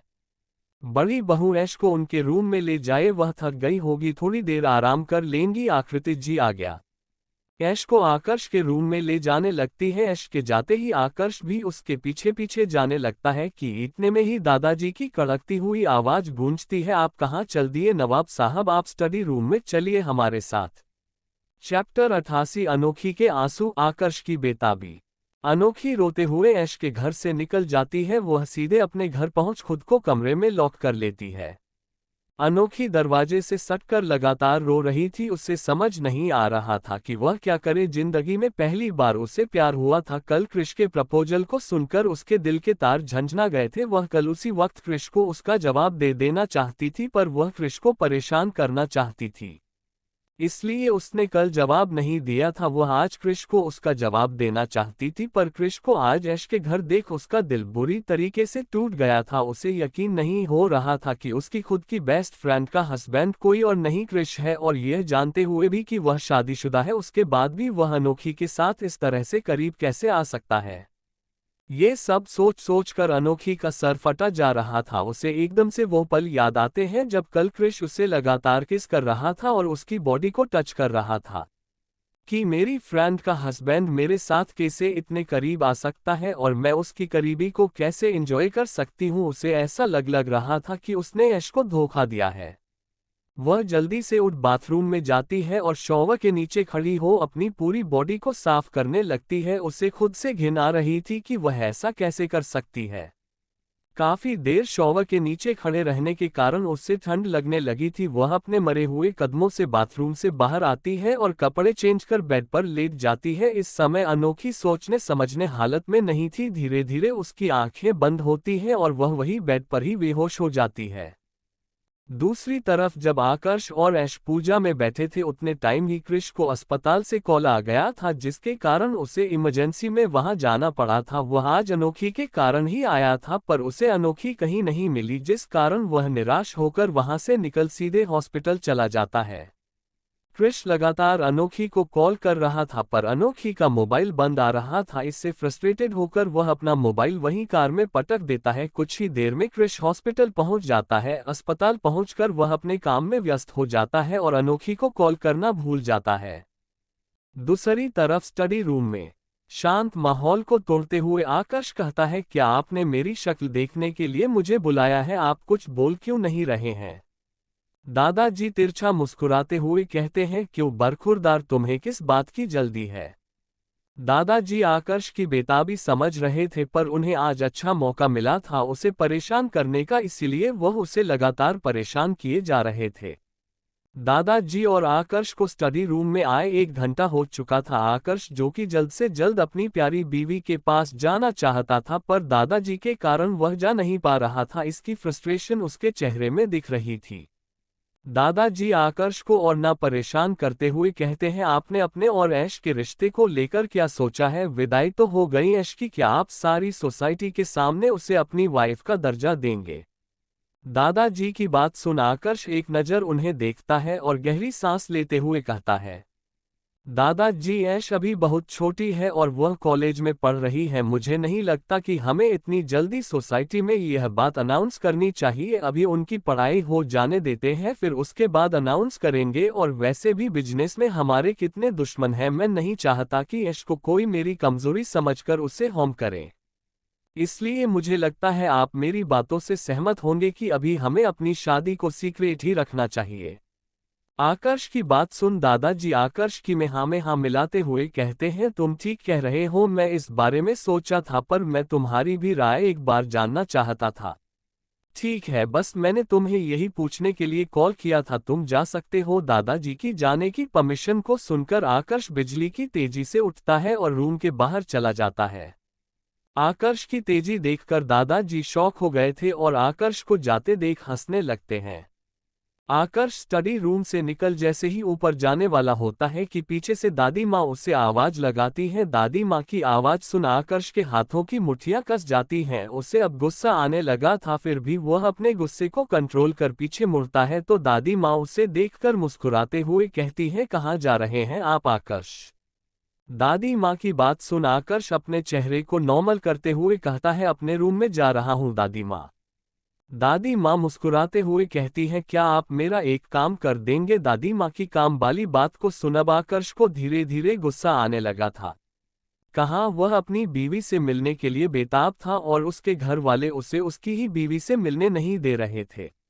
आकर्ष मन मारते हुए हाँ में सिर हिला देता है तो दादी माँ एक मेड को इशारा करती हैं जो कि एक प्लेट में खाना लेकर आ रही थी। उस खाने को देख आकर्ष कंफ्यूजन में दादी माँ की तरफ देखता है और कहता है, सुमन जी बता रही थी कि ऐश ने ठीक से खाना नहीं खाया, इसलिए तुम ऊपर जा रहे हो तो उसे यह खाना खिला देना। अब वह हमारी जिम्मेदारी है बेटा, तो उसका ख्याल रखना तुम्हारा कर्तव्य है। दादी माँ की बात सुन आकर्ष हाँ में सिर हिलाता है और मेड के हाथ से प्लेट ले जल्दी जल्दी सीढ़ियाँ चढ़ते हुए अपने रूम में चला जाता है। दादी माँ लगातार आकर्ष को देखते हुए मुस्कुरा रही थी। पीछे से अनीशा जी और आकृति जी कहते हैं, इस लड़के को देखकर बिल्कुल नहीं लग रहा है कि यह हमारा वही पुराना आकर्ष से जो हमेशा अपने कोल्ड वॉर में रहता था और जो शादी के लिए मना करता था। आकर्ष जैसे ही अपने रूम के सामने आता है, धड़कते दिल के साथ दरवाजे को खोलता है, पर वह जैसे ही सामने देखता है तो नागवरी में सर हिला देता है, क्योंकि हमारी प्यारी ऐश सामने बिस्तर पर घूंघट और वैसे ही बैठे बैठे सो गई थी। आकर्ष खाने की प्लेट को वहीं टेबल पर रख बेड की ओर चला जाता है। ऐश जो कि बैठे बैठे ही सो गई थी, आकर्ष मुस्कुराते हुए उसके बाजू में बैठ जाता है और धीरे से उसका घूंघट उठा कर देखता है तो सामने उसकी बीवी का प्यारा सा चेहरा था जो कि उसके भरे गए सिंदूर के कारण लाल हो गया था। फिर भी ऐश बहुत ही सुंदर लग रही थी, उसके वह चेहरे जैसे हॉट आकर्ष खुद की ओर खींच रहे थे। आकर्ष खुद कंट्रोल करते हुए उसके लिप्स पर बेबी किस कर देता है। आकर्ष ऐश की सोने की पोजीशन को देख हल्का सा हंसते हुए उसे अपनी गोद में उठा बेड पर ठीक से लेटा देता है और धीरे धीरे उसकी सारी ज्वेलरी को रिमूव करने लगता है जिससे वह आराम से सो सके। सारे गहने उतार देने के बाद उसके दुपट्टे को उसके सीने से अलग कर साइड में रख देता है। अब ऐश केवल अपने लहंगे और ब्लाउज में बेड पर लेटी हुई थी। ऐश को ऐसे अपने बेड पर देख आकर्ष का दिल तेजी से धड़कने लगता है। वह ऐश को प्यार करना चाहता था, पर अपनी मासूम सी बेबी को इतना थका हुआ देख वह उसे परेशान नहीं करता और उसके माथे और उसके गर्दन में किस कर धीरे से उसकी लिप्स पर एक स्मूच का उसे छोड़ देता है और खुद फ्रेश होने बाथरूम में चला जाता है। फ्रेश होने के बाद आकर्ष जैसे ही रूम में आता है तो सामने बेड की ओर देख उसकी सांसें अटक जाती हैं। ऐश जो कि बेड पर सो रही थी, अब उसकी पोजीशन कुछ इस प्रकार है। आकर्ष को अपनी बॉडी हिट होती हुई महसूस हो रही थी। ऐश का लहंगा उसके घुटने तक पहुंच गया था, जिससे उसकी गोरे गोरे पैर पूरे दिखाई दे रहे थे। उन पैरों में लगा हुआ अलता और सोने की पायल उसके पैरों को और सुंदर बना रहे थे। उन गोरे खूबसूरत पैरों को देख अपनी बॉडी में हॉटनेस महसूस करता है। वह धीरे से टॉवल को वहीं सोफे में फेंक ऐश की तरफ आता है, जो कि अभी भी इन सब चीजों से बेखबर सोने में मस्त थी। वह खुद की पूरी बॉडी को कंट्रोल करते हुए ऐश के ऊपर चादर उड़ा देता है और उसके बाजू में लेट जाता है। आकर्ष ने अभी आंखें ही बंद की होगी कि उसे अपने सीने में ऐश के हाथों का स्पर्श महसूस होता है, जो कि लगातार उसके सीने को सहला रहे थे। आकर्ष चौंकते हुए साइड में देखता है तो ऐश अभी भी नींद में थी और वह नींद में उसके सीने में हाथ फेर रही थी। ऐश के ऐसा करने पर आकर्ष, जो कि खुद को कंट्रोल करने की कोशिश कर रहा था, वह और भड़कने लगता है। वह ऐश से मुंह फेर कर लेट जाता है, जिससे वह ऐश को इग्नोर कर सके, पर ऐश कहाँ मानने वाली थी। आकर्ष के मुड़ने के कुछ देर बाद ही आकर्ष को अपनी पीठ पर सॉफ्ट सी चीज फील होती है। आकर्ष जैसे ही सिर तिरछा कर देखता है तो उसकी बीवी उससे चिपक कर लेटी हुई थी और ऐश के सीने लगातार आकर्ष के पीठ पर महसूस हो रहे थे। अब तो आकर्ष के कंट्रोल की सीमा नहीं थी। वह जल्दी से मुड़कर ऐश की तरफ देखता है, जो कि सबसे बेखबर सोने में बिजी थी। वह खुद को और कंट्रोल न करते हुए ऐश की कमर में हाथ डाल उसे खुद से चिपका लेता है और उसके होठों पर अपने होंठ रख देता है और उसके होठों पर किस करने लगता है। धीरे धीरे आकर्ष, जो कि सॉफ्ट किस कर रहा था, अपनी बॉडी की हॉटनेस को बढ़ता महसूस कर उसे गहराई से चूमने लगता है। ऐश, जो कि सोने में बिजी थी, जब उसे महसूस होता है कि कोई लगातार उसकी बॉडी में हाथ फेर रहा है और उसके होंठों को काट रहा है, तो वह हड़बड़ाकर अपनी आंखें खोल देती है तो उसे सामने अपने प्यारे पति का चेहरा नजर आता है, जो कि आंख बंद किया लगातार उसकी बॉडी में हाथ फेरते हुए उसे किस किया जा रहा है। आकर्ष की गरीबी को महसूस कर ऐश वापस से अपनी आंखें बंद कर उसके सिर को सहलाते हुए उसे महसूस करने लगती है। आकर्ष के हाथ धीरे धीरे ऐश के ब्लाउज की ओर बढ़ने लगते हैं और उन्हें वो ऊपर से ही प्रेस करने लगता है। आकर्ष ऐश के ब्लाउज को सामने से नीचे की तरफ खिसका उसके उभार पर किस करने लगता है कि इतने में है उसे डोरनाक होने की आवाज आती है। वो इसे इग्नोर कर लगातार ऐश के उभरे हुए सीने को किस कर रहा था कि वापस से दरवाजा खटखटाना की आवाज आती है। आकर्ष चिढ़कर ऐश से दूर हो जाता है। ऐश मुस्कुराते हुए जल्दी से बाथरूम की ओर भाग जाती है। आकर्ष फ्रस्ट्रेशन में दरवाजा खोलता है तो सामने खड़े शख्स को देख उसकी आंखें छोटी हो जाती हैं। चैप्टर 89 आकर्ष की चिढ़ सुहाग की सेज। आकर्ष लगातार ऐश को किस किए जा रहा था और इसके साथ ही उसके हाथ भी ऐश की बॉडी में चल रहे थे। ऐश भी धीरे धीरे आकर्ष के साथ खोती जा रही थी। आकर्ष ऐश के ब्लाउज को हल्का सा नीचे खींच उसके उभरे हुए ब्रेस्ट को किस करने लगता है। ऐश आकर्ष के टच को फील करने लगती है। आकर्ष के हाथ धीरे धीरे ऐश के लहंगे की ओर जा रहे थे कि इतने में ही उससे रूम के खटखटाने की आवाज आती है। आकर्ष उस आवाज को इग्नोर कर अपने हाथ को धीरे धीरे ऐश की लहंगे की डोरी पर लाता और जैसे ही उसे खोलने वाला होता है कि वापस से रूम खटखटाने की आवाज आती है। आकर्ष फ्रस्ट्रेशन में दरवाजे की ओर देखता है और ऐश के ऊपर से उठ जाता है। आकर्ष के उठते ही ऐश अपनी सांसों को कंट्रोल कर जल्दी से अपने दुपट्टे को उठा बाथरूम के अंदर चली जाती है। आकर्ष फ्रस्ट्रेशन में लगातार दरवाजे की ओर देख रहा था। अपने कपड़ों को सही कर वह गेट खोलने जाता है तो सामने खड़े शख्स को देख उसकी आंखें छोटी हो जाती हैं। आकर्ष चिढ़ भरी नजरों से सामने खड़ी मेड को देख रहा था। ये वही मेड थी जो अभी थोड़ी देर पहले आकर्ष के हाथों में ऐश के लिए खाने थाली दी थी। आकर्ष उससे चिढ़ते हुए कहता है, तुम यहाँ क्या कर रही हो? वह मेड अपना सर झुकाते हुए कहती है, माफ कीजिएगा सर, वह मैं बर्तन ले जाने आई थी। दादी माँ ने कहा कि उनको आपके रूम से ले आओ। उसे नेट की बात सुन आकर्ष को गुस्सा आने लगता है और वह चिल्लाते हुए कहता है, अभी ऐश्वर्या ने खाना नहीं खाया है और जब वह खाना खा लेगी तो मैं तुम्हें खुद आवाज लगा दूंगा। अब दोबारा तुम आई ना तो सोच लेना कहीं नौकरी करने लायक नहीं रहोगी। आकर्ष की ऐसी धमकी सुन वह मेड ना में सर हिला दुम दबाकर वहां से भाग जाती है। आकर्ष चिढ़ और गुस्से से उसे घूर रहा था। इस मेड की वजह से उसके इतने प्यारे मोमेंट खराब हो गए। वह एक नज़र बाथरूम के दरवाजे की तरफ देखता है जो कि बंद था। वह गहरी सांस ले खुद को शांत कर बाथरूम की ओर ही बढ़ने वाला था कि इतने में ही उसका मोबाइल बजता है। आकर्ष फ्रस्ट्रेशन में मोबाइल निकालता है तो देखता है उसमें उसके पीए का कॉल आ रहा है। वह अपने गुस्से को कंट्रोल कर उस कॉल का जवाब देता है तो सामने से पीए की बात सुन आकर्ष की मुठ्ठियां कस जाती हैं और वह एक नज़र बाथरूम दरवाजे को देख रूम से बाहर निकल जाता है। हाल में दादी माँ उस मेड का वेट कर रही थी क्योंकि उन्होंने जानबूझकर उस मेड को आकर्ष के रूम में भेजा था। वह आकर्ष को परेशान करना चाहती थी। जैसे ही वह मेड नीचे भागी हुई आती है तो उसके डरे हुए चेहरे को देख दादी माँ आंखें छोटी करते हुए कहती है, क्या हुआ तुम्हें, तुम इतना डर क्यों रही हो? वह मेड हकलाते हुए कहती है, वो मैडम सर बहुत गुस्से में है।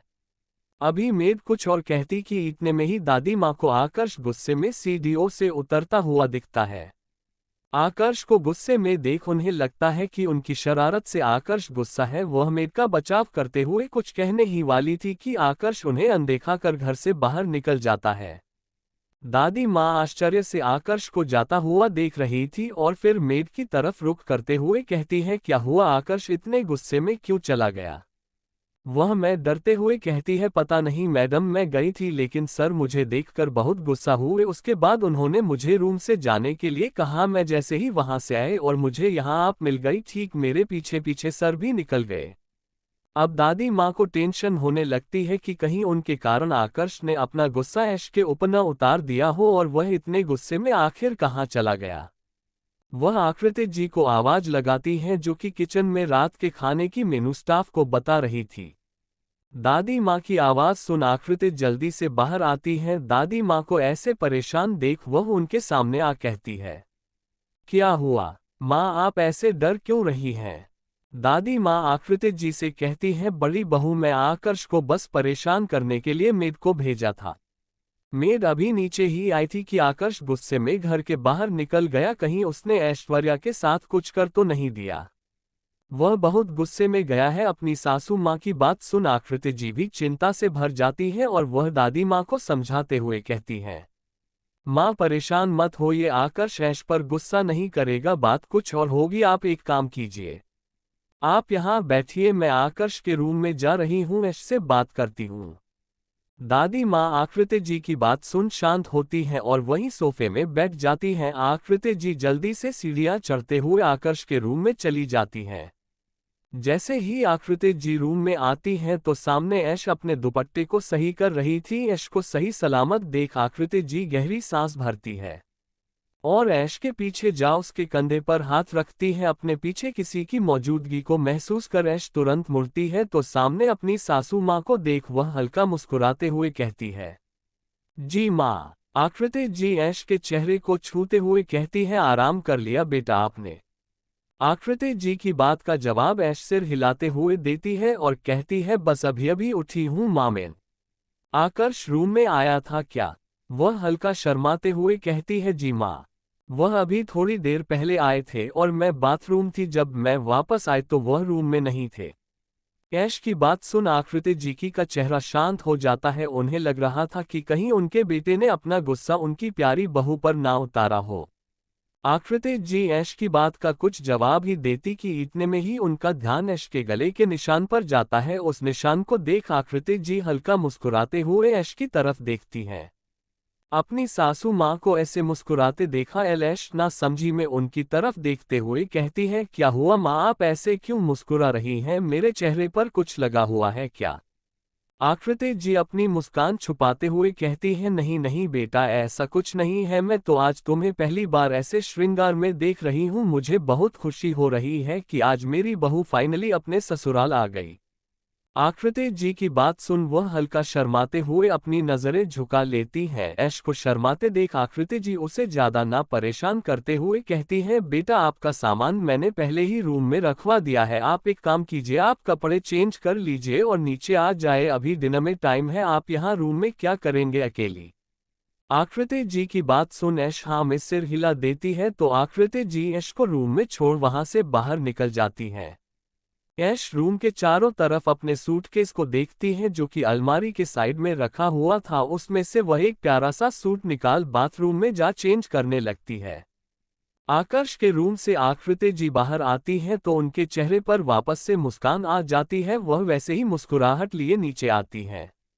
अपनी बहू को ऐसे खुद में मुस्कुराते देख दादी माँ चिंता से कहती है, क्या हुआ बहू ऐश्वर्या, ठीक तो है ना? आकर्ष ने उस पर तो गुस्सा नहीं किया। दादी माँ को शांत करते हुए आकृति जी कहती है, जी माँ ऐसा कुछ नहीं है और मुझे लगता है कि ऐश और आकर्ष का रिश्ता हमारी सोच से भी काफी अच्छा चल रहा है। और मुझे लगता है जिस स्पीड से मेरा बेटा अपनी बीवी को परेशान कर रहा है, ज्यादा दिन नहीं लगेंगे आपको परदादी और मुझे दादी बनने में। अपनी बहू की ऐसी बात सुन दादी माँ का जो चेहरा अभी बुझा बुझा सा हो गया था वह वापस से खिल जाता है। दोनों सास बहू को ऐसे मुस्कुराते देख अनीशा जी वहां आते हुए कहती है, क्या बात है माँ, आप और दीदी क्या बातें कर रहे हैं और अकेले अकेले मुस्कुराए जा रहे हैं? अनीशा जी की बात पर दादी माँ मुस्कुराते हुए कहती है, छोटी बहू जब तुम सुनोगी तो तुम भी हमारे जैसे ही मुस्कुराओगे। अनीशा जी उत्सुकतावश पूछती हैं, आखिर बात क्या है बताइए तो हमें। इतने में ही उन्हें पायलों की छन छन की आवाज आती है। तीनों जैसे ही सीढ़ियों की तरफ देखती हैं तो उनकी नई नवेली बहू प्यारा सा अनारकली पहने सीढ़ियों से उतर रही थी।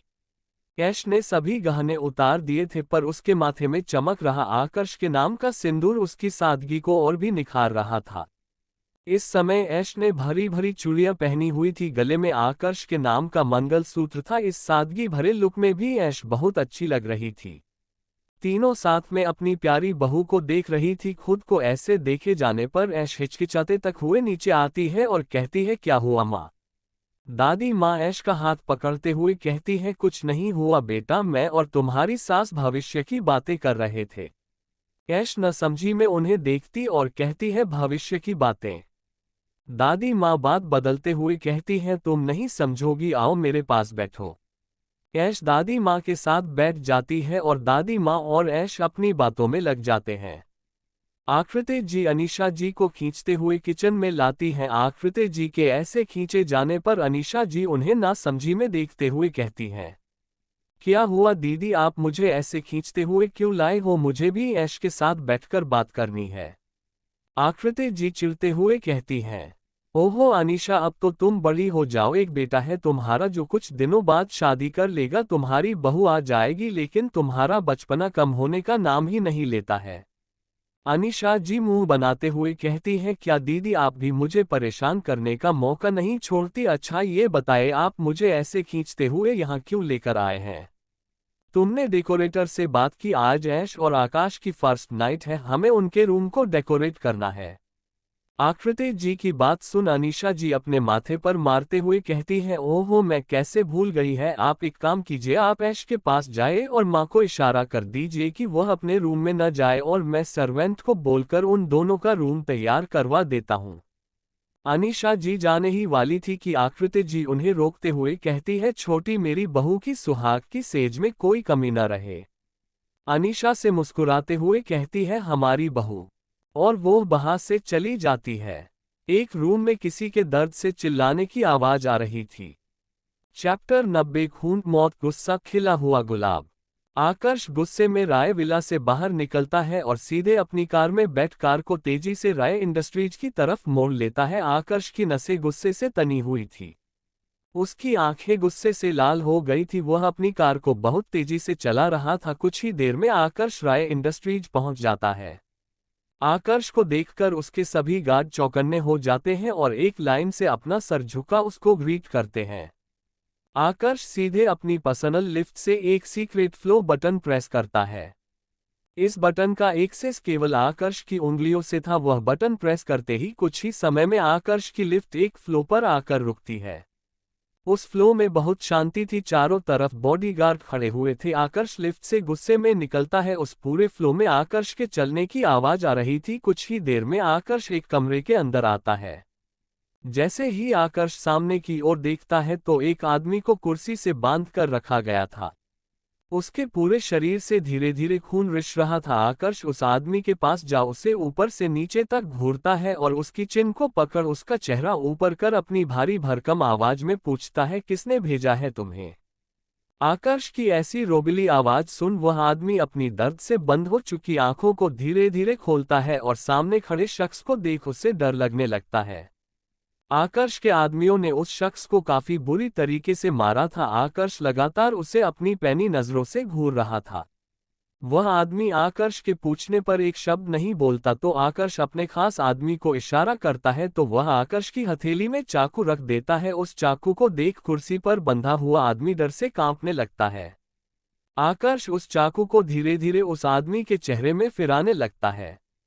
तुम्हें मैं आखिरी मौका दे रहा हूं, सीधे सीधे बता दो कि तुम्हें किसने भेजा है। यदि मैंने अपने तरीके से पता किया तो तुम मौत की भीख मांगोगे, फिर भी तुम्हें मौत नहीं मिलेगी।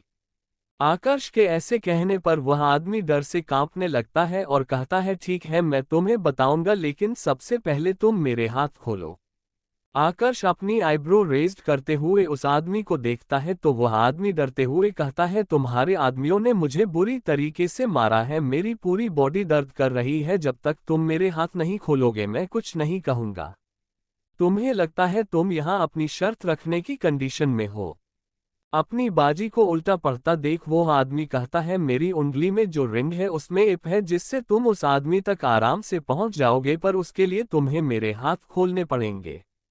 बिना मेरे उसे खोले तुम उसे नहीं खोल पाओगे और वो नष्ट हो जाएगी।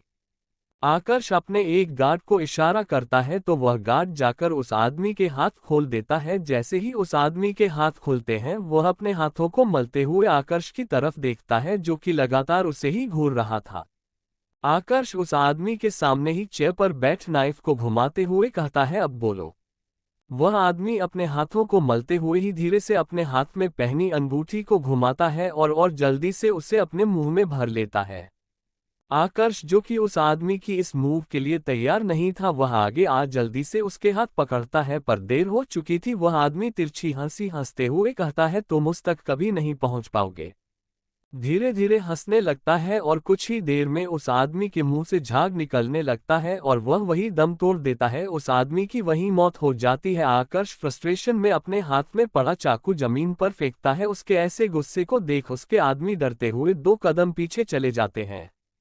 शेरा, पता करो यह आदमी कौन था, आखिर यह चाहता क्या है, यह ऐश्वर्या के आसपास क्या कर रहा था, और सबसे पहले तो तुम लोग खुद को पनिश करोगे। यह आदमी लगातार 10 दिनों से ऐश के ऊपर नजर रखे हुए हैं और तुम्हें इसकी खबर तक नहीं। आखिर मैंने तुम लोगों को हायर किस लिए किया है, आकर्ष चिल्लाते हुए कहता है। उसके ऐसे चिल्लाने से उसके बॉडीगार्ड डर से कांप रहे थे। आकर्ष अपने पीए को देखता है जो कि अपने माथे का पसीना पोंछ रहा था। आकर्ष अपने पीए से कहता है, तुम्हें मैं जिम्मेदारी दे रहा हूं कि यह लोग लगातार आज पूरी रात बर्फ के ऊपर लेटे रहेंगे। अगर कोई भी उस जगह से 1 मिनट के लिए भी हिला तो अपनी मौत के लिए तैयार रहना। इसके साथ ही आकर्ष गुस्से से उस रूम से बाहर निकल जाता है। पी अपने माथे को पसीना पोंछ सारे बॉडीगार्ड्स की तरफ देख रहा था जो कि राहत की सांस ले रहे थे। उन्हें ऐसी राहत की सांस लेता देख पीए कंफ्यूजन में कहता है, तुम लोग ऐसे रिलैक्स हो रहे हो जैसे कि उन्होंने तुम्हें कोई पनिशमेंट ना दी हो। भाई, तुम्हें पूरी रात बर्फ की सिल्ली में लेटना है।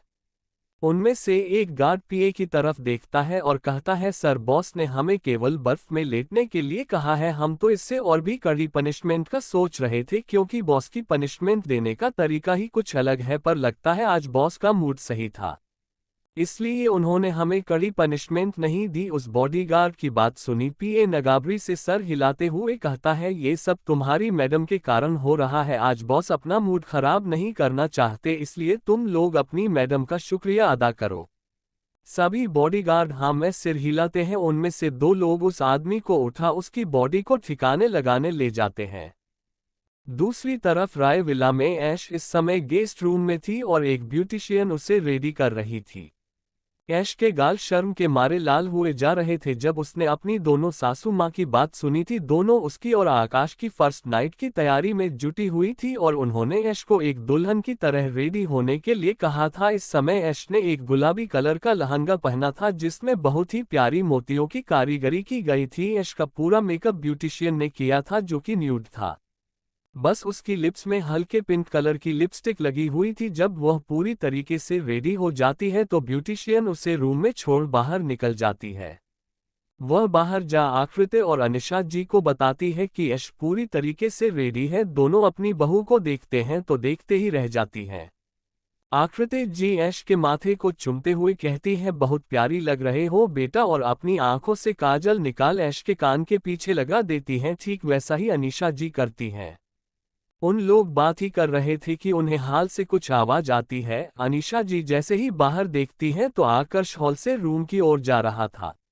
आकर्ष रूम में आता है तो रूम की लाइट ऑफ थी। वो ये सब इग्नोर कर सबसे पहले बाथरूम के अंदर जाता है और शॉवर के नीचे खड़ा हो जाता है। आकर्ष ने अपने कपड़े भी नहीं बदले थे, वह डायरेक्ट शॉवर के नीचे खड़ा था। वह खुद को शांत करना चाहता था। आकर्ष कपड़े रिमूव कर अपनी कमर में टॉवल लपेट जैसे ही शावर लेकर बाहर निकलता है तो अपने रूम की सजावट देख उसकी आंखें बड़ी हो जाती हैं। पूरा रूम फूलों से डेकोरेट किया गया था, चारों तरफ गुलाब की खुशबू आ रही थी।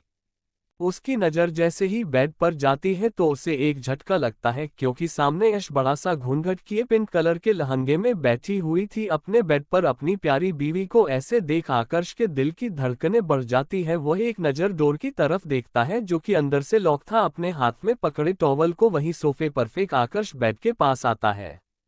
ऐश जो कि अपनी सांसों को रोक वहां बैठी हुई थी, आकर्ष की प्रेजेंस को महसूस कर अपने पैरों को मोड़ वापस से लहंगे के अंदर कर लेती है। ऐश की इस हरकत को देख आकर्ष धीरे से मुस्कुराता है और वही साइड में बैठ जाता है। आकर्ष धीरे से ऐश का घूंघट उठाता है। जैसे ही वो ऐश को देखता है तो वह सांस लेना भूल जाता है। ऐश भला की खूबसूरत लग रही थी। उसके गुलाब के जैसे खिले हुए चेहरे को देख आकर्ष की धड़कन है तेजी से धड़कने लगती है। ऐश अपनी पलकों को उठाते हुए जैसे ही आकर्ष की ओर देखती है तो इस समय आकर्ष केवल टॉवल में उसके सामने बैठा हुआ था। आकर्ष की हाफ नेकेड बॉडी को देख ऐश की धड़कन है तेज हो जाती है। उसे ऐसा महसूस होता है कि उसके पेट में बटरफ्लाई उड़ रही है। आकर्ष ऐश को खुद को घूरता देख आकर्ष तिरछी मुस्कान लिए कहता है, हॉट है ना। आकर्ष की बात सुन ऐश खोए हुए ही हाँ में सिर हिलाते हुए धीरे से कहती है, बहुत ज्यादा।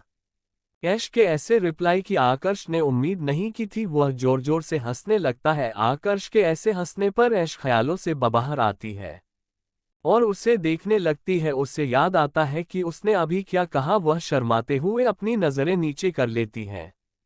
आकर्ष जिसकी नज़र लगातार ऐश पर बनी हुई थी वह ऐश के हाथ को पकड़ अपने तरफ उसे खींचता है। ऐश इसके लिए रेडी नहीं थी। आकर्ष के खींचे जाने पर है उसके करीब आ जाती है और उसका सर आकर्ष के सीने से लग जाता। बीवी, मुझे ऐसा क्यों लग रहा है कि तुम मेरी जान लेने की कोशिश कर रही हो। आकर्ष की ऐसी बातें सुन ऐश अपना सिर ना समझ में उठाते हुए उसे देखती हैं। ऐश की ऐसी आंखों को देख आकर्ष अपने होठों को उसके माथे पर रख धीरे से उसकी दोनों पलकों को चूम लेता है। आकर्ष के ऐसे करने पर ऐश की सांसें बढ़ जाते हैं। आकर्ष ऐश की चीन को पकड़ उसका चेहरा ऊपर करता है तो वह देखता है ऐश के होंठ लगातार कांप रहे थे। उन कैंपते होठों को देख आकर्ष अपने होठों पर अपनी जीभ फिराता है और ऐश की कमर में हाथ डाल उसे अपनी तरफ खींच उसके होठों से अपने होंठ जोड़ लेता है। धीरे धीरे आकर्ष उसके लिप्स को शक करते हुए उसे किस करने लगता है। ऐश जो कि आकर्ष के ऐसे किस करने पर शर्मा रही थी, वह धीरे से अपने हाथों को आकर्ष के नेकेड कंधे पर रख लेती है और अपने नाखूनों को उसमें धंसा देती है। ऐश के ऐसे करने पर आकर्ष को कोई फर्क नहीं पड़ता, वह लगातार ऐश को किस किया जा रहा था। धीरे धीरे ऐश भी आकर्ष की किस में शामिल हो उसमें रिस्पांस करने लगती है। ऐश के रिस्पांस को महसूस कर आकर्ष और भी गहराई से उसके पिंक लिप्स को चूमने लगता है। आकर्ष के ऐसा किस करने पर ऐश को उसकी किस में बेताबी महसूस रही थी। आकर्ष काफी डेस्परेटली उसे किस कर रहा था। आकर्ष के हाथ धीरे धीरे ऐश की बॉडी पर घूमने लगते हैं। अपनी पूरी बॉडी में आकर्ष के हाथों का स्पर्श पाकर ऐश उसके सीने में हाथ रख उसे धक्का दे देती है। Thank you. आपको नोवेल कैसा लगा कमेंट करें, लाइक और शेयर करना न भूलें। नेक्स्ट पार्ट देखने के लिए चैनल को सब्सक्राइब करें।